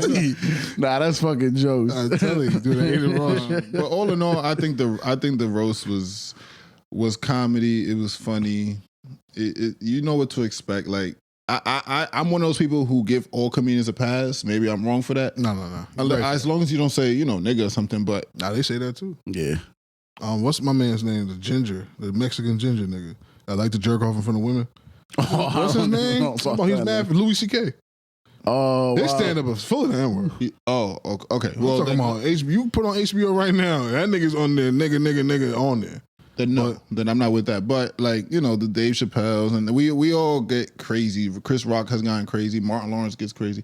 So it's comedy, man. I give them all a pass. Now I think comedians get a pass, but we also live in reality where words have things you say have consequences. Yeah. What is you know what? I'm gonna take a little bit of that back. What is a little harsh is that these people that you're making jokes about we can point at them. Yeah. As opposed to a comedy show, if they just making a general joke about a race or it's a little different where it's not a person, a specific person. So yeah, you're right. The ESPYs could be a little more touchy because these are actual people who got brand deals. Mm-hmm. Shit going on. Yeah, imagine like Carl Towns about to sound like an MMA brand deal and niggas is talking about, hey girl, I'm pulling that contract. And now he on the cover of L'Oreal. Yeah, you know what I'm saying? Like that's bad work. But I think Shane Gillis is funny though. Like he did it he's a good sport. So I fucks with Shane Gillis though. All right, so to keep it sports related, we're gonna talk about this Irish. The next president of Ireland got caught sexting Azealia Banks, who's like the craziest person in hip hop. She ate a cat, right? Yeah, she cooked it for some voodoo shit. She didn't eat it though. Ain't Conor McGregor racist? How? I could have sworn I heard that. Nah, maybe against Muslims. Nah, I could have sworn he said some wild shit against black people, but I don't know. I be mixing niggas up all the time. He is Irish. You gotta remember, nobody's racist against pussy though. Like pussy, they will put that racism right to the side for that pussy. Nah, he's right. They used to rape the slaves. Yeah, he's 100% right. I never even thought about it like that. Yeah, nobody's racist against pussy. Nobody. You can't find one. Nah, y'all niggas might be right. Nah, I'm telling you. Yeah, niggas are definitely right. So that nigga sent a nude with this is AO, but a podcast. He was holding up he had like a dumbbell On his dick. Nah, he was holding it up. Impossible. Nah, but it wasn't. Nigga did a fucking, what's that fucking curl. Yeah, curl. Come on, bro. Yeah, but it was like, it looked like it was a dumbbell for that. Like it was this. I got the beef dumbbell. Yeah, like I think like he said the caption was something like working out. Yeah. So he's a wild boy because like Azealia Banks probably the last person on the planet you should be sending that to because she's gonna send it. Yeah, everybody. And so said, so done. And like he keeps getting caught up with other women and his girl is just chilling. So I actually respect her a lot because she's not letting nothing fuck up the gravy train. So like, again, I think people don't understand that at a certain level, either fame or money. These relationships don't be our relationships. They have different arrangements. No, absolutely. Different understanding. I tried to do that as a broke nigga. So I realized what I was missing was money. Nah, he definitely had a beef dumbbell on his. Nah, you saw it, right? No, like pause. Yeah. What you mean by y'all saying that? I saw the photo. So you seen his shit? Yeah, I saw the photo. I didn't go looking for it. I just y'all saw niggas is some great journalists. See, I was letting you rock, but now you're lying. You did go look. No, I didn't. I swear I didn't. You had to go look for it because I got internet too. I didn't see it. You got a different timeline. I was scrolling through my timeline and somebody like quote tweeted it. So like the tweet was on top and then the photo was in the bottom. I was like, that's dead ass Conor McGregor. See, how the fuck do you know that? I can see his face. It was it's a full body. That nigga went crazy. I thought it was you know just how a beef Drake. picture. Nah, now you're bugging. Like, You think I want to know? Yeah. Y'all front. If I saw a tweet that said Conor McGregor is lifting a dumbbell with his dick. Nah, I'm not running. I'm gonna go. I'm gonna go. I don't think it's AI off rip. I don't think it's AI off rip. But no, it wasn't. It wasn't AI. No, that's what I'm saying. I mean, I wasn't there, but. You going for the record today, but we don't even need cashes no more. We got a new sponge. Sure. I'm a Brillo pad. They can say you're a Brillo pad. That's junk. But that's still hard. Now, I wanted to. I don't want to serious this out, but like, is that legal? What she did because she did say that supposedly it was unsolicited photos. Yeah, but she said that they do this. Like they do this all the time. Right. Well, how the fuck they cross paths? Too crazy niggas. So is that legal to just leak a nigga? So it's like, is that not revenge porn? Yeah, I mean, I guess would he have to press charges? Yeah, he would have to press charges, and I think all press is good press for that nigga. He talking about he about to fight in the White House lawn because Trump is setting up a fight. And what you about to say, dog? No, because I I don't know what's happening. Obviously, when y'all went and looked at the picture, not y'all. I never seen the picture. I don't know what's going on. You see the thread. A lot of women weren't mad, so it wasn't. Now you're wild. I know. No, what I'm saying is he may not sue because it wasn't the worst press for him. Okay, especially him being white, Irish, the stigma. A lot of women was like, the stigma, bro. What are you talking about? Yeah, help me out. This guy. The stigma is. We'll talk about it when Cash get back. Gotcha. See, you smart. This is a journalist right here. But it's just I just feel like it's not the same heat when if a guy was to say, "Yo, I ain't asked for this pic," and drop the girl titties pic, and it was trash. She's no, even if it's not trash, he's getting killed. Career over. Cancel him. Protect women. And it's like, what about his marriage? His mental health? What if he's insecure about his? You know what I'm saying? We live in a sad world, man. Fortunately, I just came to the realization that that's just what our life is going to be. Yeah, men. There's no such thing as men's rights. Yeah, at all. Because I even why I needed to start late, and she's about to be mad to tell this story, but she had to end up going to urgent care for nothing too serious. But she tells me, just go, be to the pod on time. Don't worry about it. In my head, if I was a fucking rookie in the game, I would have. I would have probably took that as okay, good job, thank you. I'm gonna be on time. Nope. I just gladly texted chat, fellas. I'm gonna be a little late. We just gotta run to the urgent care real quick, make sure everything's fine. And basically, long story short, is just that, bro. None of what we like goes on in our head or our life matters. Honest to God, bro, if you just texted y'all fellas, woman. I ain't need no more details. Yeah, I'm gonna be like my girl. Dot. Yeah, that's it. That's bro, it. yeah. That's all I need. And I know, like, yeah, my man's going through it. Whatever he's dealing with, he can't get out of that right now. See, I be rebelling against that. I don't like that, and I feel like even though society's like that, I'm not gonna settle for a household like that, especially a household that I'm holding up. You fighting a losing battle, my brother. Yeah. So, because I do like fighting it too. I do, especially when I was younger. In my previous relationship, we used to go out every weekend. Obviously, you don't get to do that without the arguing. Right. So I just was on the fuck it. If we gonna argue every week, I might as well get something out of it. Just now, it's just kind of more on the like. I just rather it be a little bit more peaceful in this bitch. So we could argue about something completely different, but me leaving and letting you handle that by yourself, I already know that's about to be an issue. So I'll just rather reasoning with you niggas is way easier than reasoning with her. So I just feel like niggas should, as long as if you have to choose between being on doing something with your homies, who is definitely gonna understand. Bro, just do whatever shorty needs you. Because the worst case scenario is you get into an argument with your man. I would say the worst case probably like a physical altercation. With a woman, now you broke and you got a small dick. and you can't fuck. And I fucked your brother, uncle, sister, cousin. Like, I'd rather me and my man's box. They call it what it is. I ain't waking up to no fucking no money, little dick. 100 mentions. Oh yeah, shorty going off on you. Yeah, nah, I'm good. Let's box, bro. Get this out the way. I hate you. So, I mean, if you want to do it, I do it. Nah, because I feel like I got feelings and rights. Nah, you're right. But then you a bitch ass nigga. No, that's the problem. And and they call you that. Yeah, no, that's my point. I would never call you that. Come on. Nah, that's the women talking. It's the Remy Ma talking. But I'm saying is because especially if I'm very empathetic and understanding when you're going through your emotions, and you know, if I'm there and if I calm you down and I don't get mad at you for being emotional.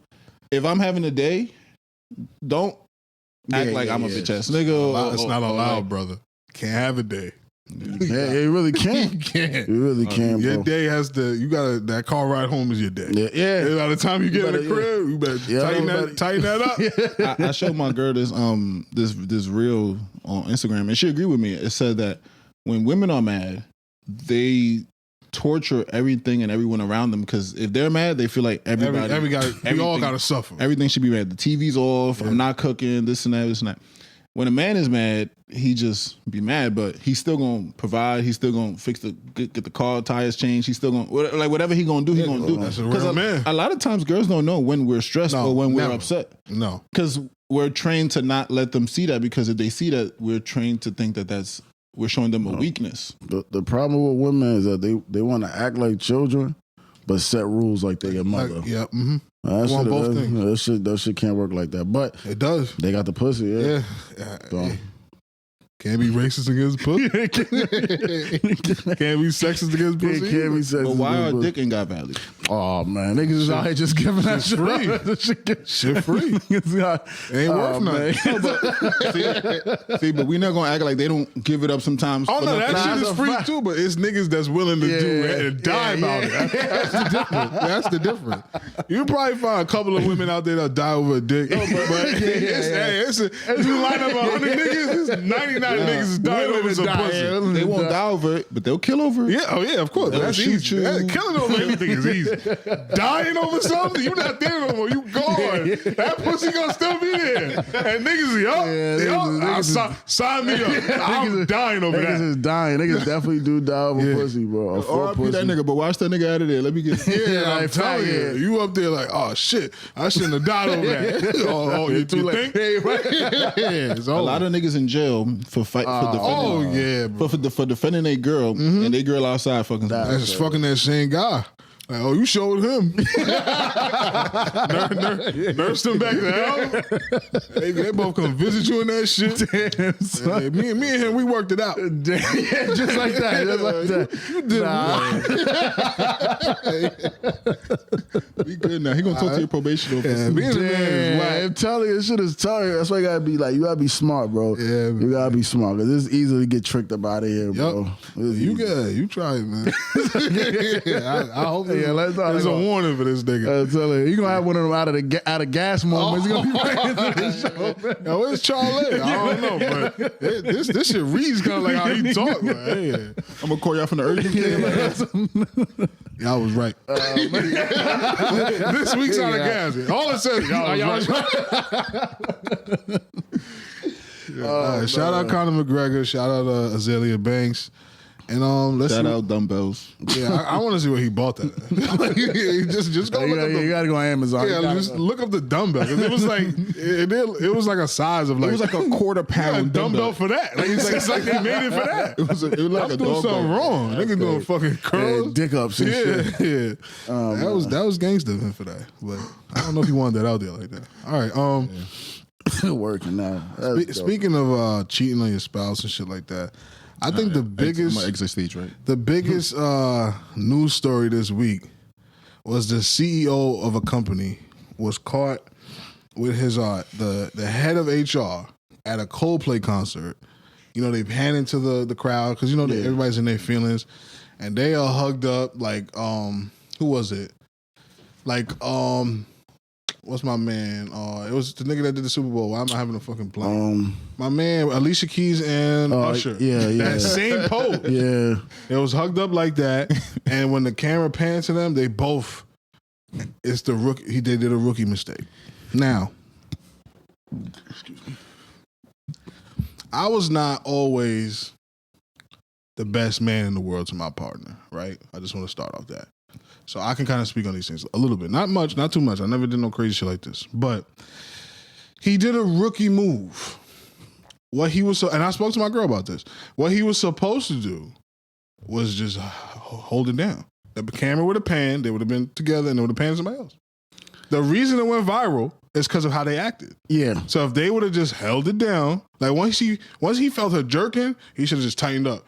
Like, nah, we can't move. And then it would have been, nobody would have even known. Yeah. Now, they have baseball games calling it the Coldplay camera.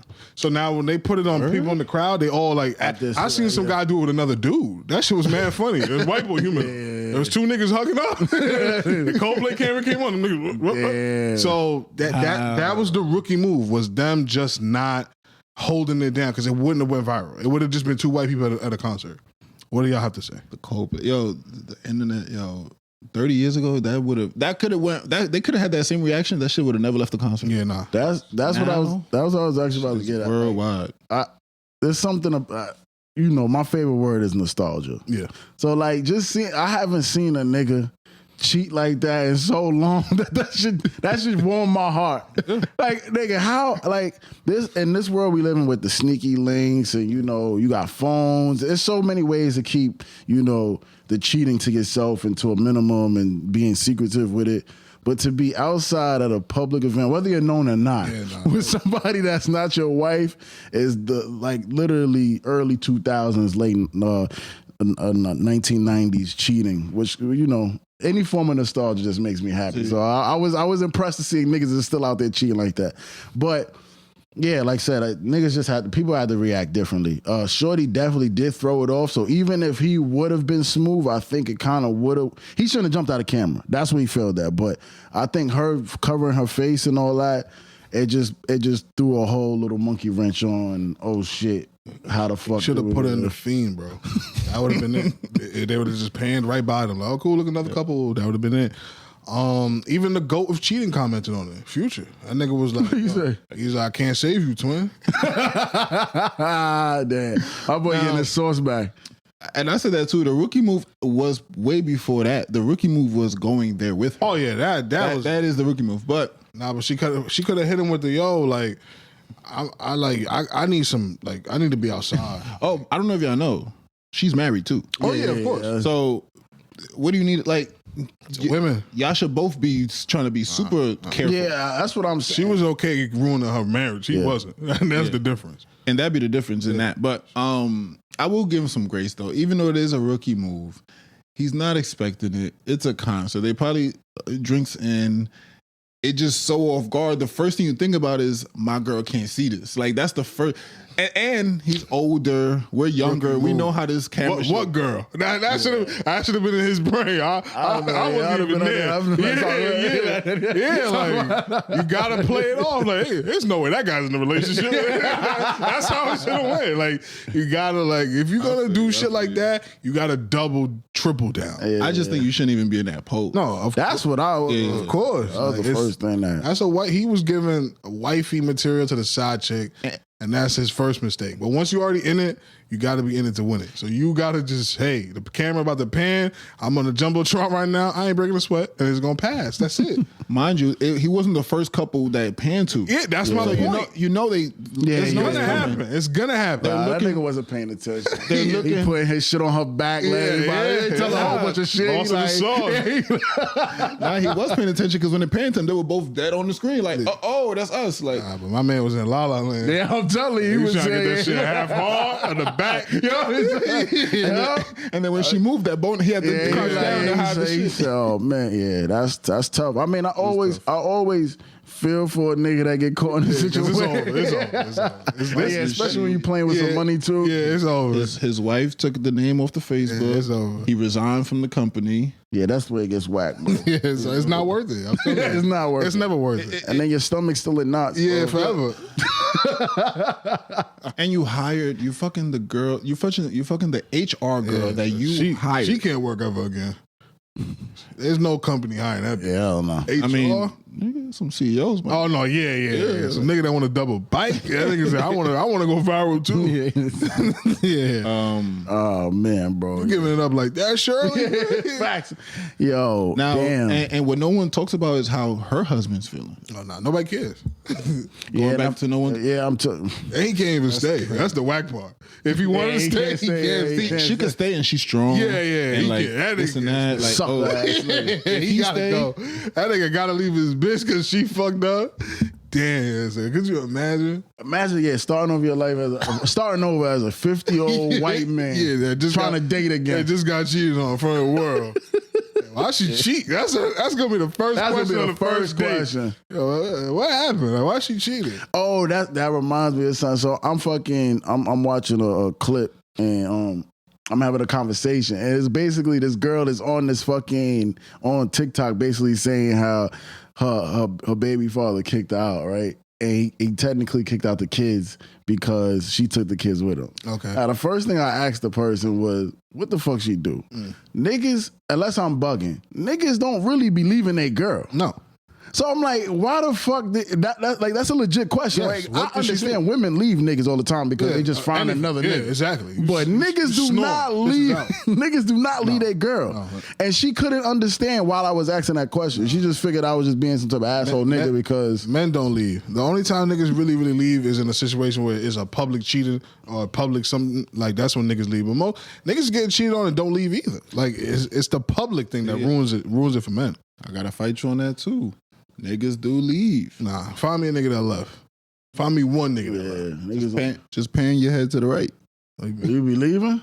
I've left. Why? Why'd you leave? Okay, you're probably right. Exactly. She was like, I'm tired of your shit. No, but you can't keep doing this. I'm out. And I'm out. To be honest, it was bad before that. It was I was already on the verge. We was coming off a break. You know, them shit. Yeah. So it was a lot of mixed shit going on in there. But at the end of the I just feel like men are real proud. Like, as much as we get the rap for being dogs and able to cheat and still love our girl. Niggas are staying. Yeah, Nick, that's what I'm saying. We real prideful and we find this one. That's our one until it's over type shit. I be telling my girl this all the time. Man. And girls have told me. Guys love unconditionally. Girls don't. No, that's a fact. Multiple girls have told me that. Yes, that's girls do not love unconditionally. Guys do, and it's like they act like that don't count for nothing. Like, that's what I don't get the most about them. I tell my girl all the time that men are actually the more romantic people in relationships. Yeah, women are not romantic. They're not. You may have argued that one. No, I'm telling you, like if you really think, but if you really think about it, you have probably done the most romantic things in your relationship as opposed to the woman. If you think about it, don't think about romance as I bought you a watch, but just think about like the stuff that you have probably done that was really thoughtful. Like, oh, I know she likes this, and I'm not doing this because it's Valentine's Day. I'm doing this because I'm around the corner from a food spot that she likes. And then how many times has she done that for you?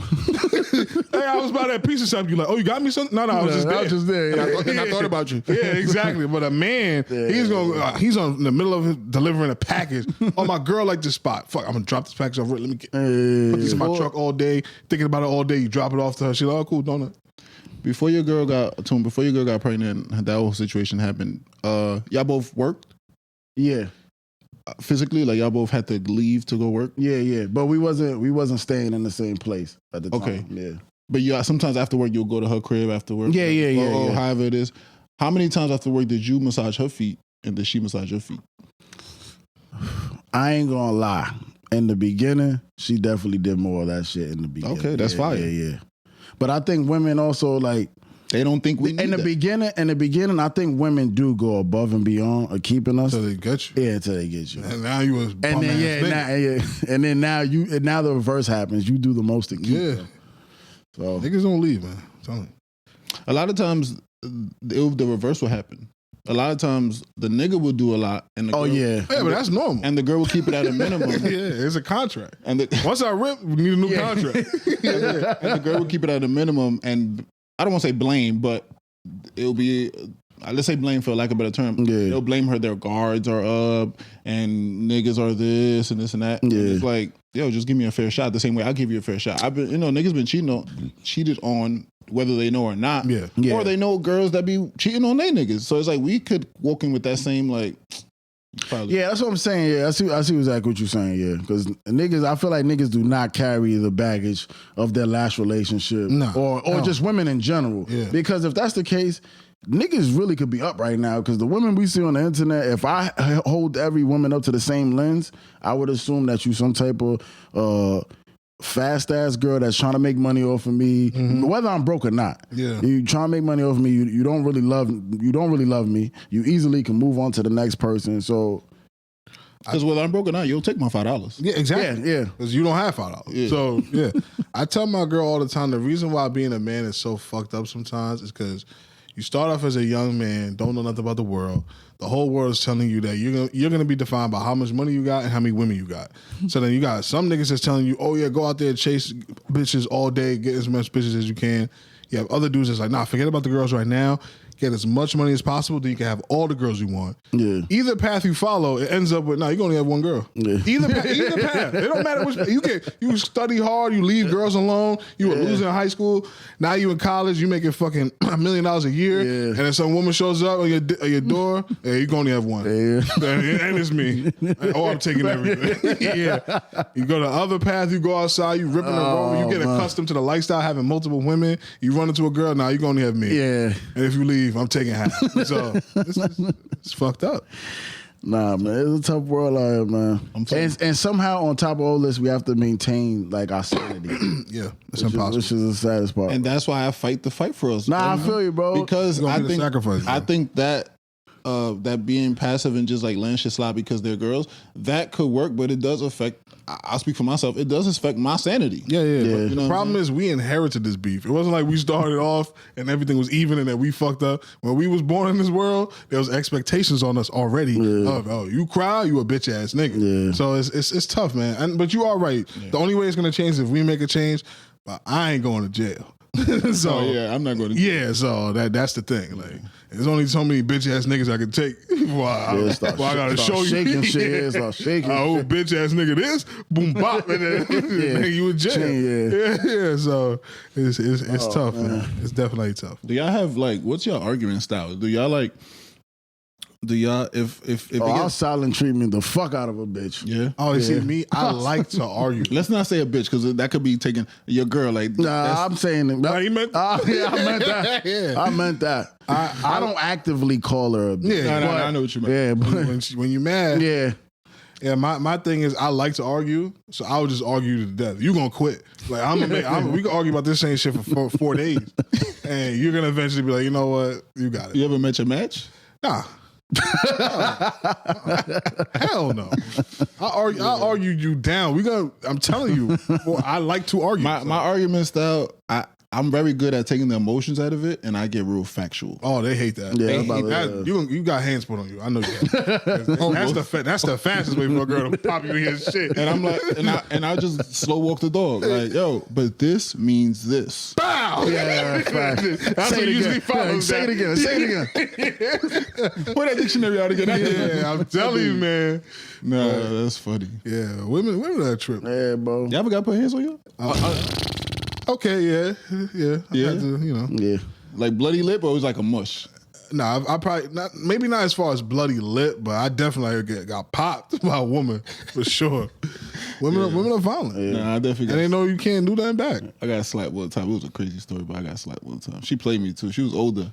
Oh, She knew exactly how to get me. Yeah, she got you. Yeah. See, they don't prepare us for things like that. And then like, yeah, you can't even hit them back. I mean, or you can can. you? You can, but that's a bad move. That's a bad move. But speaking of let's talk about some wins for men, man. My man Shay, I don't want to call him Shay. Shannon Sharpe, he got his case dismissed, right? So yeah, let's clap it up for that. I still reserve the right to say that he shouldn't have been in that position to begin with. A man in his position, in his shape, he could have found an older white woman if that's his bag. It's just the fact that the girl was like, what was she, like 20 something? Yeah. Like that story is just still so bizarre to me. Like how he fell for that. Like that was the clearest okey doke of all time. Yeah. Like how did he walk right into that door of, this little girl that don't even know how to play football is gonna be on on my roster. Like I think that was stupid, honestly. She's on, she's an OnlyFans girl. No, that's what I'm saying. There was every red flag was there. This bitch is here for the money. If she was a groupie ass bitch, like if I was in his shoes, those are the women that I would target first because I know that they just want to fuck Shannon Sharpe. That's the point. Yeah. Is that hey, I'm fucking Shannon Sharpe, and like they can still slime you, but it's less likely because they're not in it for a bag. They're just like, yo, this is Shannon Sharpe. I grew up watching this nigga catch football. He's in amazing shape. He's 50 years old. Groupie should be the number one thing you attack, but I don't know, man. I think a lot of these niggas need like consulting. Yeah. Like, hey, bro, you rich now. You should you should contact a nigga like me who could tell you how to be rich. Like, I've never been rich, but I'll show you what I'll do if I was you. I think there's a job for that. I think we got to open the agency to him. I'm telling you, I think that could work. We just gotta find some niggas that actually trust us. Yeah. Because imagine that pitch. I ain't never been rich before, but I can show you how to be rich. Yeah, I'm telling you. And I don't know if it's really a win for him because right after that lawsuit came out, I think I saw today, she officially retired from OnlyFans. Oh nah. So she planning so. So he gave her a bag. She got a bag. Oh no, she got a super bag. So for her to retire from the OnlyFans, so I don't know if it's a win, but I guess it's better than him going. Because now like that, because what was they charging? What was he? What was what the case was about? Like, wasn't it some type of sexual assault? Yeah, I think it was a sexual assault case. So yeah, I mean, as long as that's clear from your name, and she didn't show up. So I mean, obviously she probably did get paid something, but y'all niggas can't prove that. Nah, but the last nigga that paid a bag, that nigga got a RICO after that. That's a fact. If I'm him, beat that. Yeah, if I'm him, I ain't out the woods yet. But you're right. There is a way to do your even with like people talk about Leonardo DiCaprio. Say what you want. Ain't nobody talking. All them girls. Yeah, because he got. You feel me? He's actually our first client. They talk about Drake. They talk about Drake throughout that whole brief. Now with the Diddy thing going on. Now one girl said he did. Even if she could have lied and got a settlement back. Yeah. Now one girl even dared to lie and say, play with that nigga like that. That's why he signed to the agency and we told him how to get it done. I got to sign to the agency. We don't have a name yet because we've been like undercover. You better sign top 5.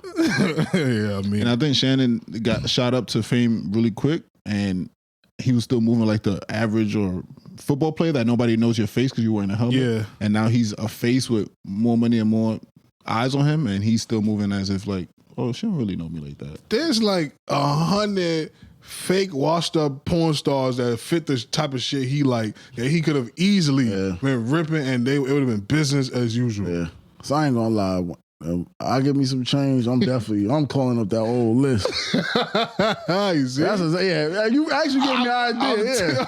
Why would I need some young new shit? Yo, I just hit one shit real quick, some old shit that I grew up on that I know ain't really tripping about nothing. That's what I'm saying. There's so many different pots you can pull from. Even if you want some young shit, there's ways to figure out. Yeah. This bitch right here, bad news. There's an intern probably at his fucking whatever station he at that's probably walking around, and he could probably be like, yo, like, you decided to be an intern, you want a job? I'm Shannon Sharpe. You know what I'm saying? Like, what people don't admit is that the red flags are always very obvious. Oh yeah, absolutely. The thing is that niggas and girls like red flags. Yeah. Oh, no, red flags. That's the thing. Like, we would know the red flag and be like, ain't red enough. Right. Mind you, that shit is blood red, you know. Yeah. So no, that's a fact. It's but, crazy. You know, that's a win for Shay, man. I definitely give it up for him, man. It's a win. All right, man. It's time we talk about the biggest gang in New York, NYPD. They got themselves jammed up a couple times actually. So the first story is the rookie. Tell me about what happened with this rookie, man. So apparently, all the stuff that he's being charged with was crimes that he committed before becoming a cop. Oh, so they didn't do a good background. Mm-hmm. So he ended up scamming, which actually, I'm actually gonna go off this topic for 2 seconds because I ain't gonna lie, bro.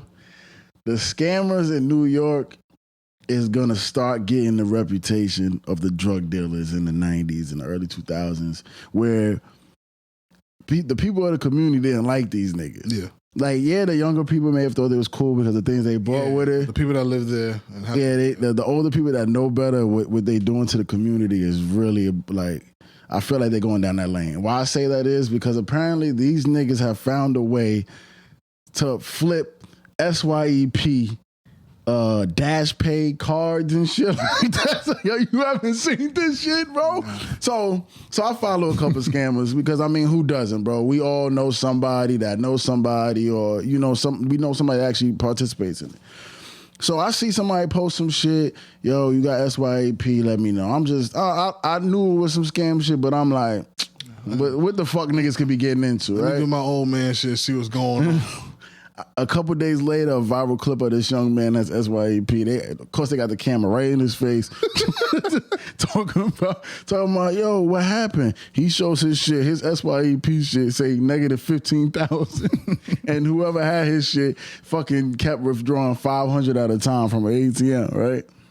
And the reason why I say these scamming niggas is gonna start being looked at as drug dealers of the 90s because the scammers never really bothered me. I don't give a fuck. I'm not Chase. But I don't give a fuck. That's why he be. That's how some niggas survive something.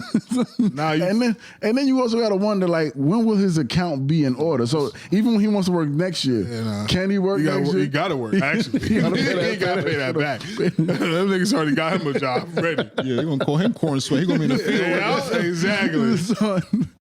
But I say that to say these scamming niggas is going too far, bro. I always applaud the hustle if nobody's getting hurt.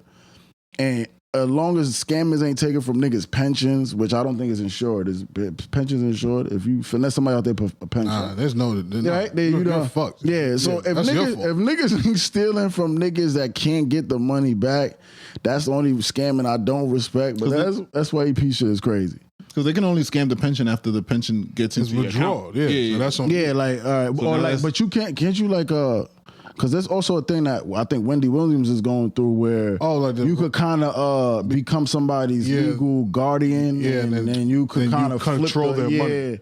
Yeah. That type of shit, I find that scamming shit whack. Damn, I can't remember it. But the scamming a nigga bank account and then that money's all insured, that to me that's fair game.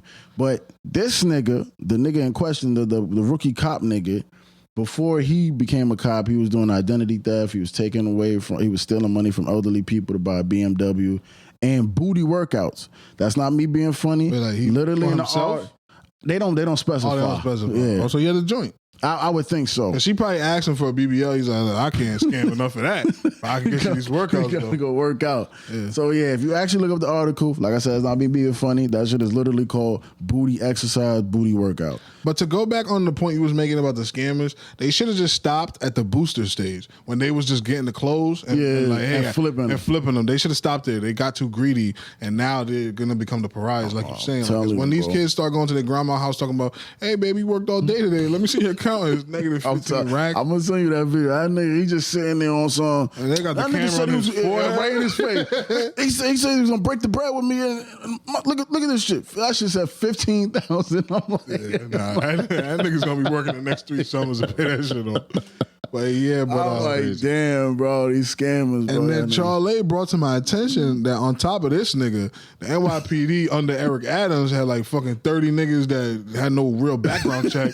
So them niggas is hiring fucking the Taliban to work. And this is the city we live in. What's really going on out here? They hired, and that goes to speak to like when people say like, how is he a cop? And how he got hired? Yo, I've heard that same question. I've asked it in my, because I'm not a hating ass nigga, but I've definitely been on the job. I look at a cop, he looking at me, and I'm looking at him. How the fuck this nigga's a cop? Like, hey, I don't want to be a hater. And I think it should be more black cops, but. Nah, some of y'all niggas, man. Y'all just joined another gang. That's what it was. That's really what it be for real, man. License to kill for real. But again, that just goes to show it's still about who you know, and there's still shortcuts and things being done. Like for 30 officers to fail a lot of background check and be handed a gun. Yeah, it's hard to become a cop in the sense of they do vigorous. They come to like your area, your neighborhood unannounced. They come to your job unannounced because they want to really know who you are. Because they're not trying to be hiring anybody. Yeah. Of course, they just hiring anybody because they really need the bodies. That's what it is. And as Cash would say, the test is out now. Go apply and become a police officer. But but it's really scary when you think about it because you never know who's pulling you over. Hey, then it could be a scamming ass. Wasn't I at a party with you and you took my bitch? Yeah, turn the camera off. Turn the camera off. Yeah, you can't even do that. Then I might have to handle the grape. Oh shit! That nigga had to kill me. Because revenge grape. Nah. The first one was a business transaction. This nigga in personal. I'm good on that. That nigga angry. Yeah, I'm all right. I'm all right. That nigga angry. Put the camera back on, nigga. I'll reach for your gun. You get your gun, nigga. I ain't going out like that. That's fucking jokes. I just know I'm going home with the bricks. But not to segue. I mean, to segue into because we was talking about cops. Yeah. Yo. There's still, you heard about those prisoners who escaped. Oh yeah, and they had like a fucking bet going on. Bro, there's still one. They call everybody except one guy. Yeah, I heard he's the mastermind. They calling him Studface because they're saying he look like. That's crazy. All right, but I know exactly the nigga y'all talking about. That's crazy. But the crazy thing is like, yo, he's bodying it. Like I don't know where he's. No, obviously I don't know where he at, but it's like. He doing something right. He had this shit. I'm telling you what this nigga probably did. He planned the whole thing and he picked the most catchable niggas to do it with. And he was like, look, if the cops get all these niggas, they gonna let me beat. Yeah. So that nigga's probably in Mexico right now. But they saying he's in now that the cops in New Orleans, they putting out alternate images of him like with a wig on. I saw that. With this, and I'm like, I see niggas gambling on that. Yeah. Now, obviously, you can't. I mean, you can, but actually, no. Today, you can't stay in America for too long without getting caught. No, right? hell no. There's too many cameras and shit. Would you rather stay in jail? Let's say you got life. Would you rather stay in jail and still be in communication with your family? Nah. Or escape? I escape. Get to another country, but you can't really contact. I'll escape, and hey, I was dead already though. I'm out, so I'll start over. Honestly, I can't. I think freedom. Yeah, I think freedom is priceless. I think it's very hard. It's way harder than It's way harder than. I'm just answering like an asshole, but I'd rather just be free, man. And I think my family would be happier knowing that I'm living my life. Nah, I don't think so. Than being in jail. Because they don't know how long you would be happy. You could pass away any minute, and they're like, that's true. We didn't get the proper burial and shit. Yeah, that's true. I didn't think. Yeah, but that's emotional shit. I think you're right. Like if my dad escaped. and he's been in jail for 10 years and he had another 15 to go or something like, or life, whatever, like, it's gonna hurt, but the selfless part of me is gonna be like, but how you know he's free?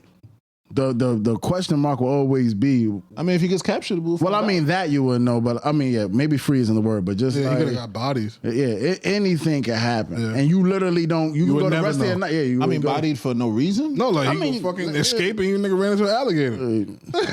Or the let's be for a nigga criminal, so maybe you go catch another juke somewhere else. Yeah, somebody kill that nigga. It might be in my mind that might be better than jail. Nah, yeah. Oh yeah. You know? I mean, yeah. All right, you got to sniff fresh air real quick. You swam in the pond, and you got you by alligator, whatever. But you know, I'm not in there, so it is a tough question. A lot of people, I'm sure, don't escape because they don't want to be able to not call their families and stuff like that. Yeah, that's a fact.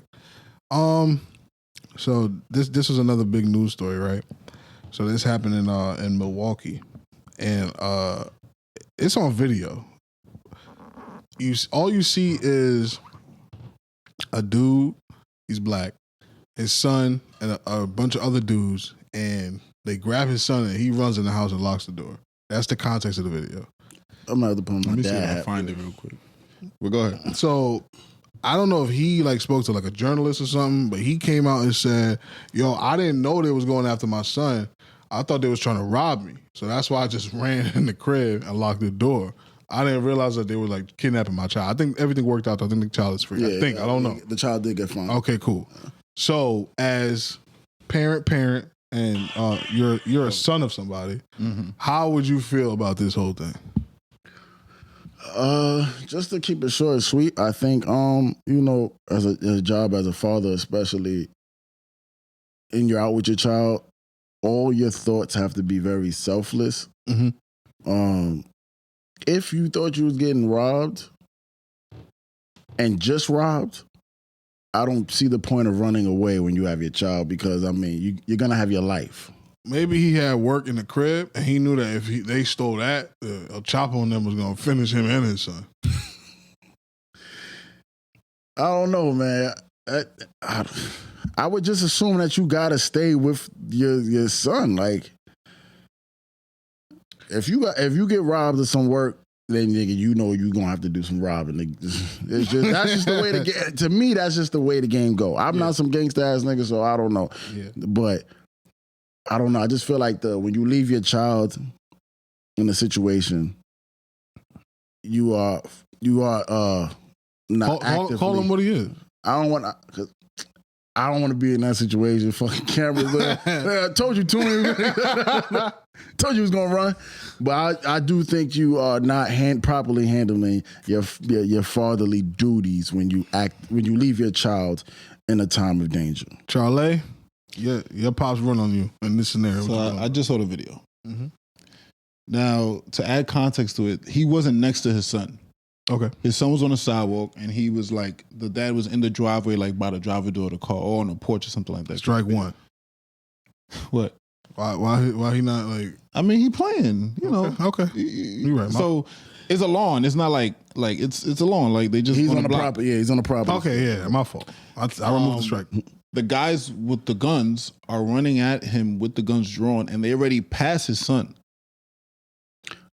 Oh, like you know what I'm saying? So they didn't even grab the son. They ran past the son, and now they're running at him on the porch.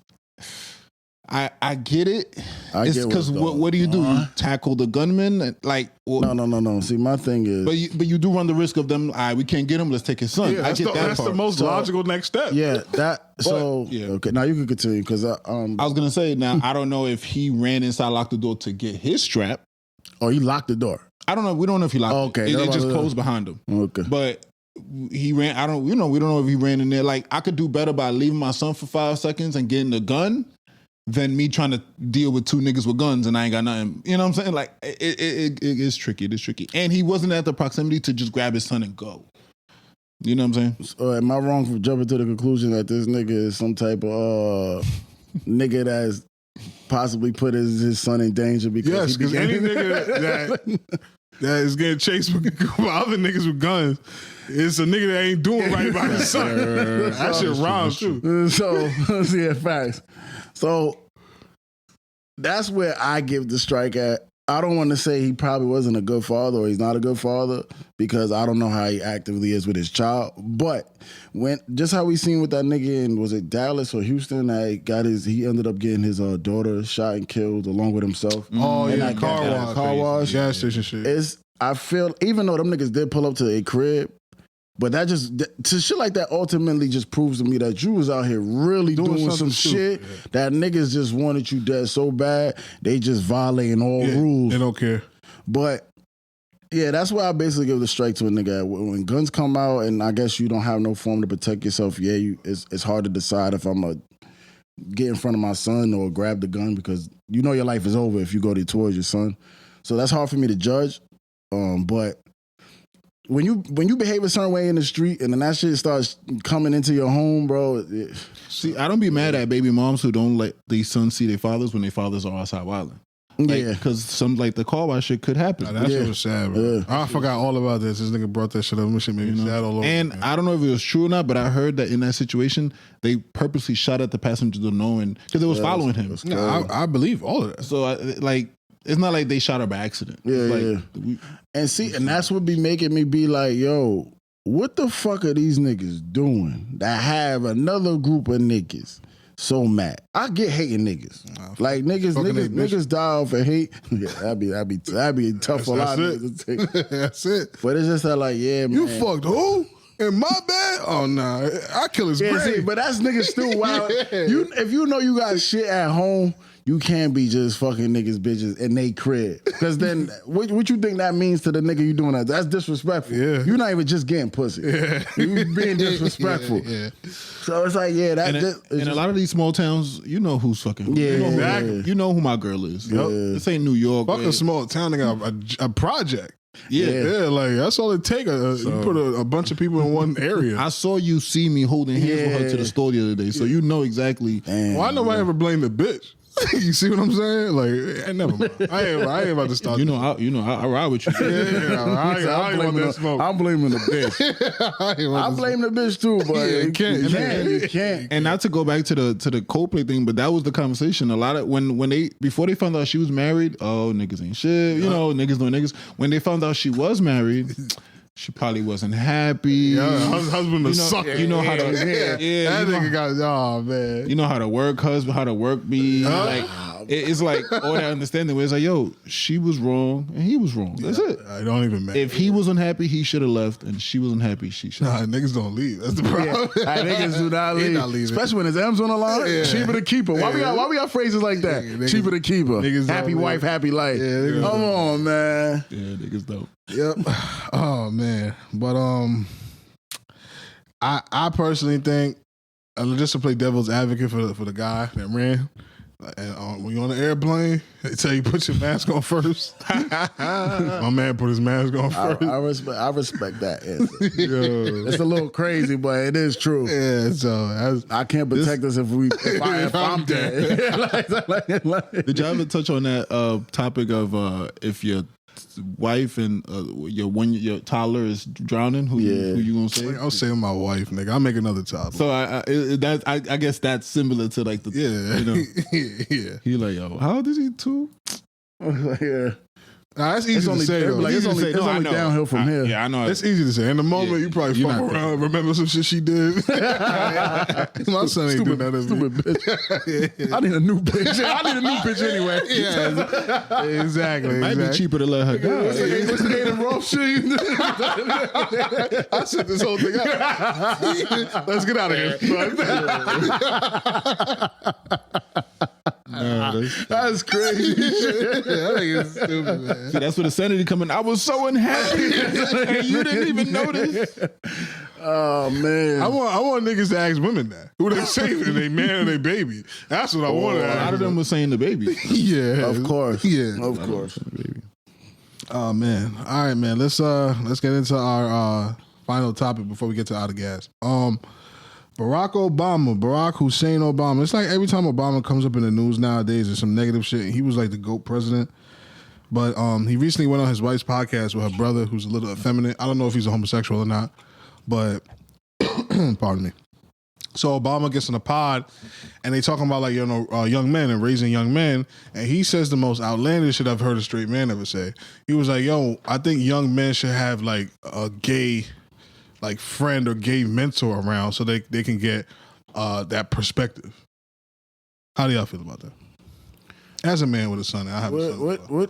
When he says gay, he doesn't specify on whether they're male or female, right? No, he says man that's like non-binary. He like kind of says that whole thing. Like, so he's jacking that you should have a gay man that's not straight around you, so you can get perspective. Let me say exactly what he said. Oh, so you got it. Yeah, you're a journalist. My fault. He said that growing up in college, he said his favorite teacher happened to be gay. At a time where it wasn't, you couldn't be open and all that, this and that. And he said that he became his favorite teacher and he gained understanding and it was just a healthy perspective for him to have that figure in his life, especially as trying to be in politics and moving on with society where more and more gay people was coming out, whatever the case is. So he said that it's good he was specifying, I guess, boys because he was talking about males, but he's saying that it's good to have that friend or companion or cousin, whatever the case is, to give you a better perspective on that plight or that world. So you're to add a little more empathy and sensitivity to your personality.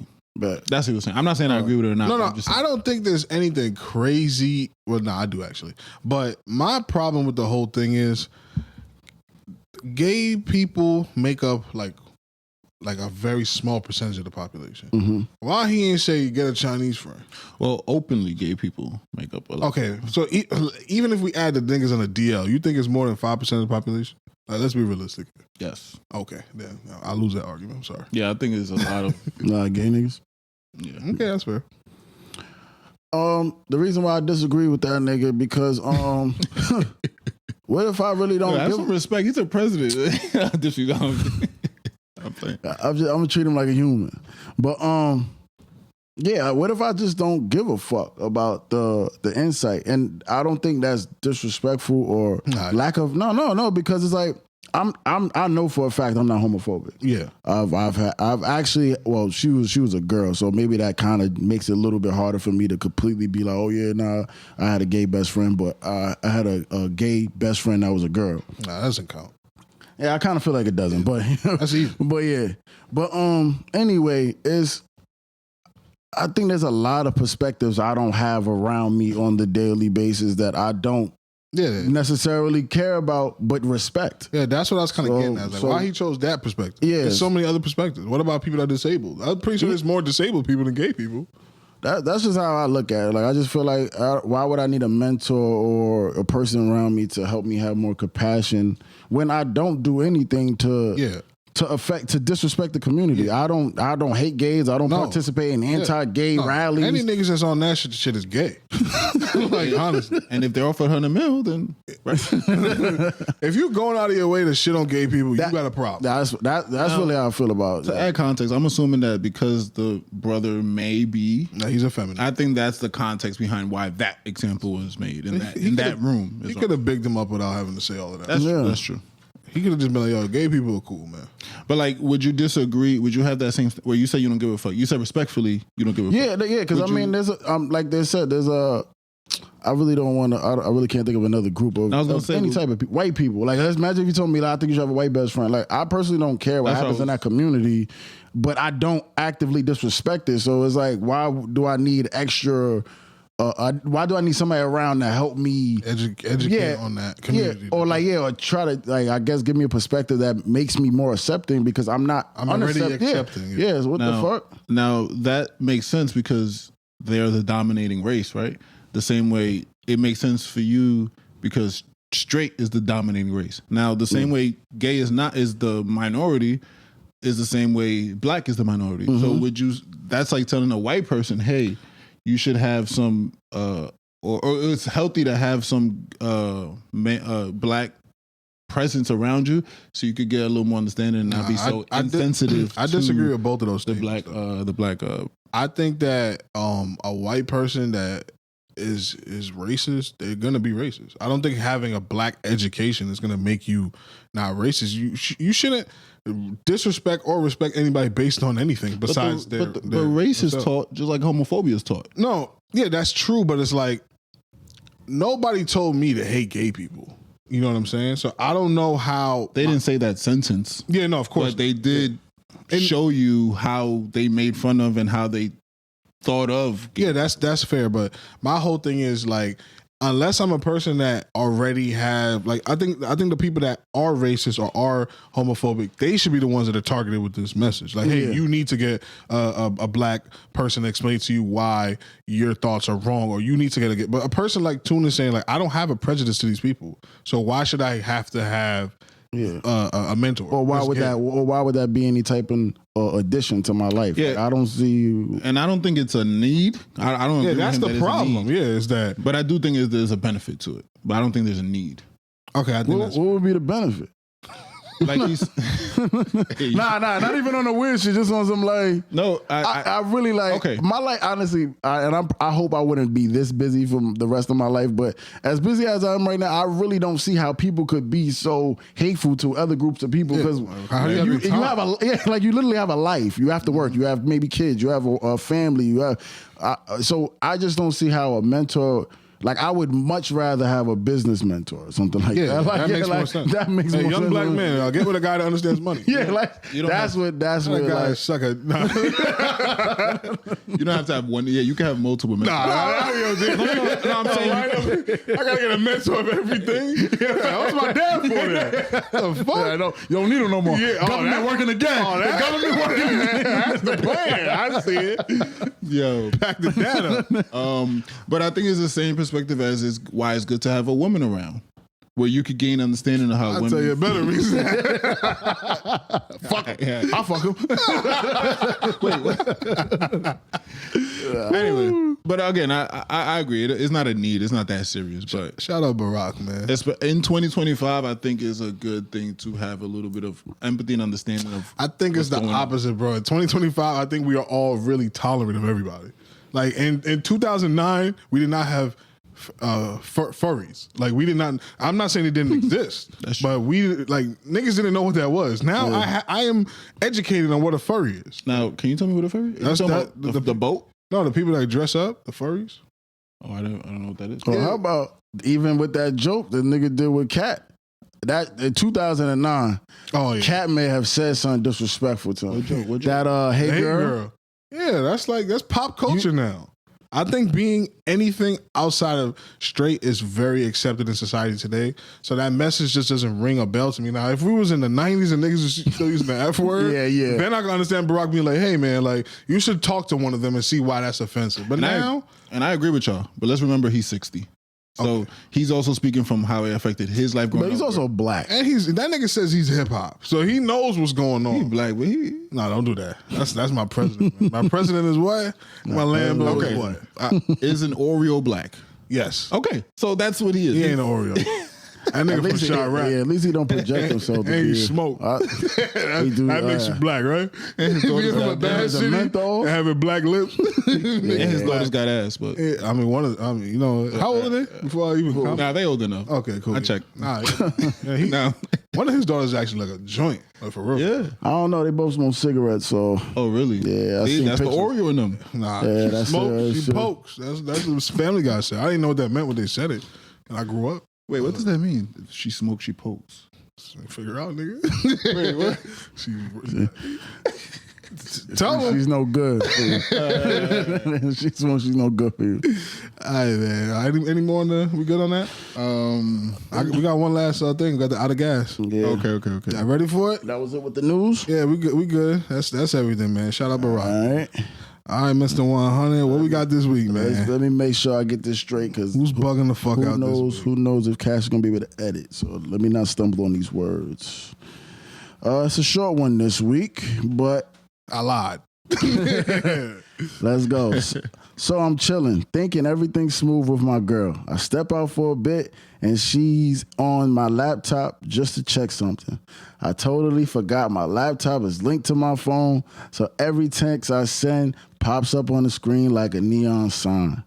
Next thing I know, she's scrolling through my messages, and boom, she finds the text that I thought I deleted from my phone. I walked in, and she's just sitting there with that go ahead and explain this look. I was out of gas, completely done for. So, first thing, rookie move. Like I don't know how old the gentleman was, but I gotta be an old nigga. yo, the first thing you do when you get all Apple products is desync. You go to Google, be like, how do I stop this text from showing up on that screen? Get rid of all that shit. Delete, remove. And then now Apple's anti-player. I've been saying this for a while. First, one delete was fine. Now you got a double delete. That is the most anti-player shit. Who the fuck is double delete? Yeah. That is fucking. Who want to hold on to some shit? Are you?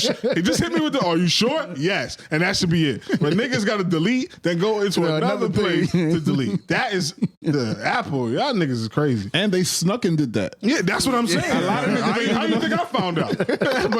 but the point I'm trying to make is, dog. You might not be out of gas, right? You blame her for it. This nigga's cooking. This nigga's cooking right now. You tell her, why you snooping around my shit? I snoop through your shit? First of all, you violated my privacy. I don't know if I can trust you anymore. And you start right there, you leave. And then you stop right there, you let things bubble up, and then once you find 1 inch of her like backing down, then you just apologize. You know, that bitch didn't mean nothing to me. I don't even know that bitch like that. I had a weak moment, babe. I'm sorry. Them is tunes, bitch. And yeah, you just do some shit like that, and then you just tell her it would never happen again, and then you just be on a straight and narrow. Once you get caught like red dead handed, you got to charge to the game and just change to be a better man, or else she gonna cheat, and then you don't want that. Yeah, then you got to stay. you got to sit in that shit. Now you're running after a nigga on the stoop with a gun. Exactly. Your life is over. And you got to kill his son for no reason. I don't think you're out of gas yet. I think if you handle this correctly, and if she loves you enough, and you fly enough, you know where to take her, you know her ins and her outs. But if you know you're not that type of dude, then you are definitely out of gas. Just leave the relationship at that point. And that's my advice. I wish you would have told us what the text said, because that would have helped. It didn't even matter. It didn't even matter. Hey is enough. Who's this bitch? Yeah, that's it. It ain't even matter. Yeah, I think you honestly killed that shit for real.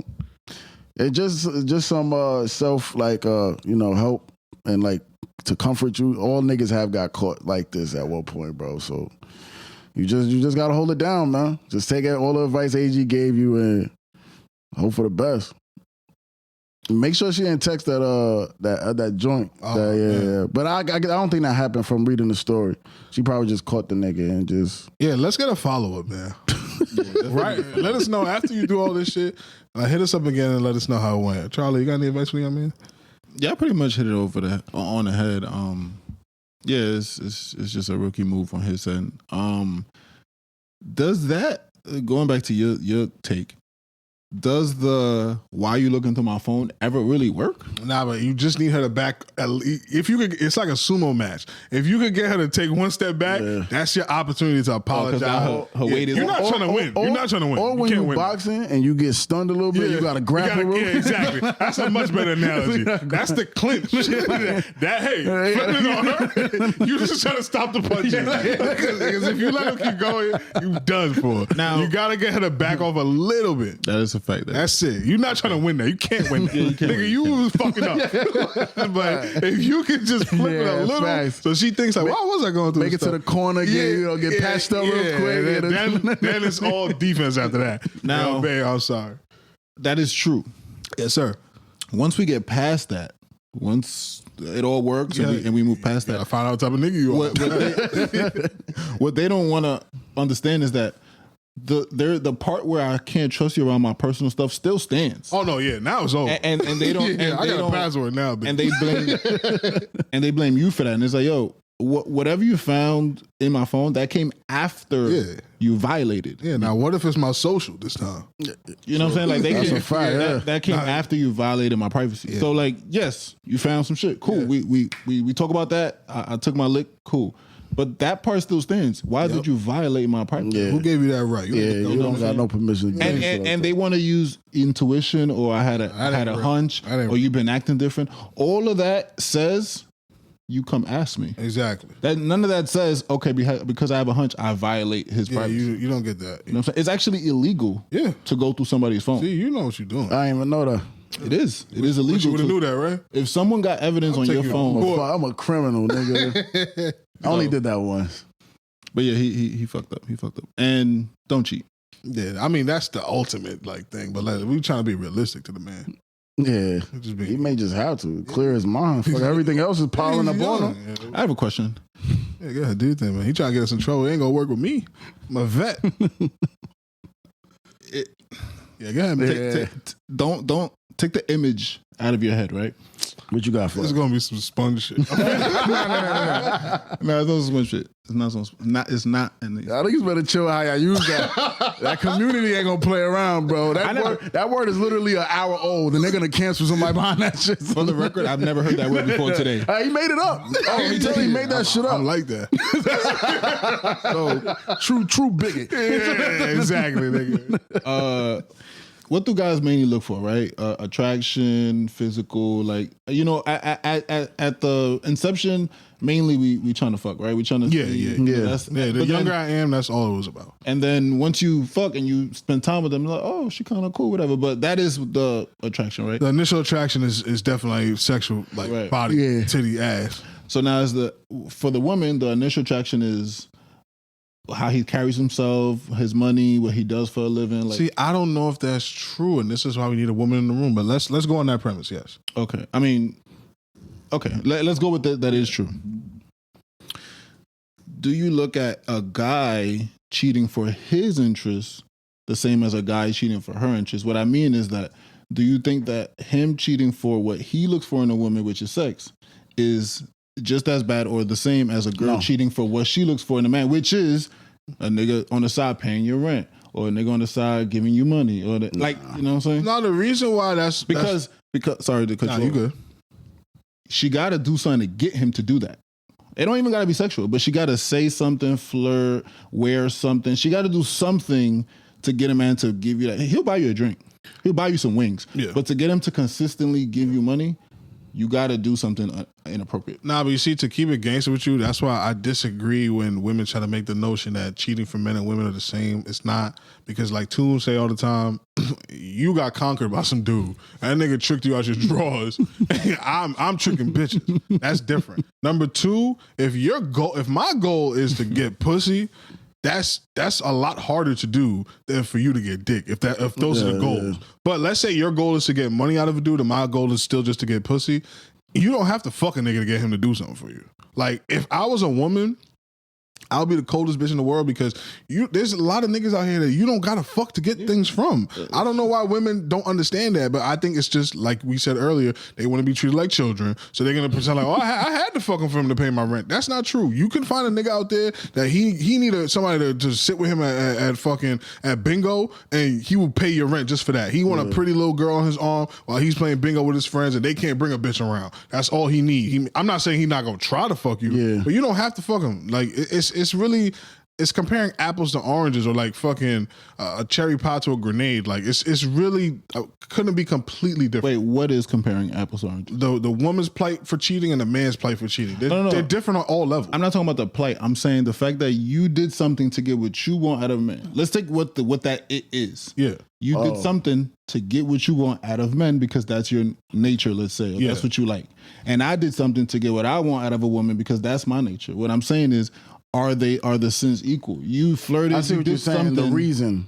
Yeah, it don't matter what the reason is. There's a reason why. The outcome is that you got pleasure out of that, and I got pleasure out of this. A man's way, and you got pleasure out of it as a woman's way. A woman's pussy don't get really wet over like, oh, I got a huge dick, I could fuck you. Like, that's not what's gonna get her. She wants you to do something for her, spend on her, show, because like as they say, a man is quicker to part with his dick than his money. So a nigga who's spending on you, a girl will look at that like, all right, he'll fuck anything, but he might not be buying anything for this. Yeah, that's true. So that's what I was asking. If y'all would look at it as like just as bad. Man, you I ain't gonna lie, I feel like just women cheating, man. That shit is just that's nasty work. Yeah, you gotta get so do you look at it as cheating? Because she gonna say I ain't fuck him. Oh no, she's not fucking. Nah, because I I do a real good job, I believe, of separating things when it comes to certain categories. Being a player, I feel like, I think you disagree with this though, but I think women can be players in certain degrees. If you getting what you want out of a man without necessarily giving a pussy, and I think that's player shit. No, it's player shit. Yeah. I don't know if women can ever be player because it's just too easy.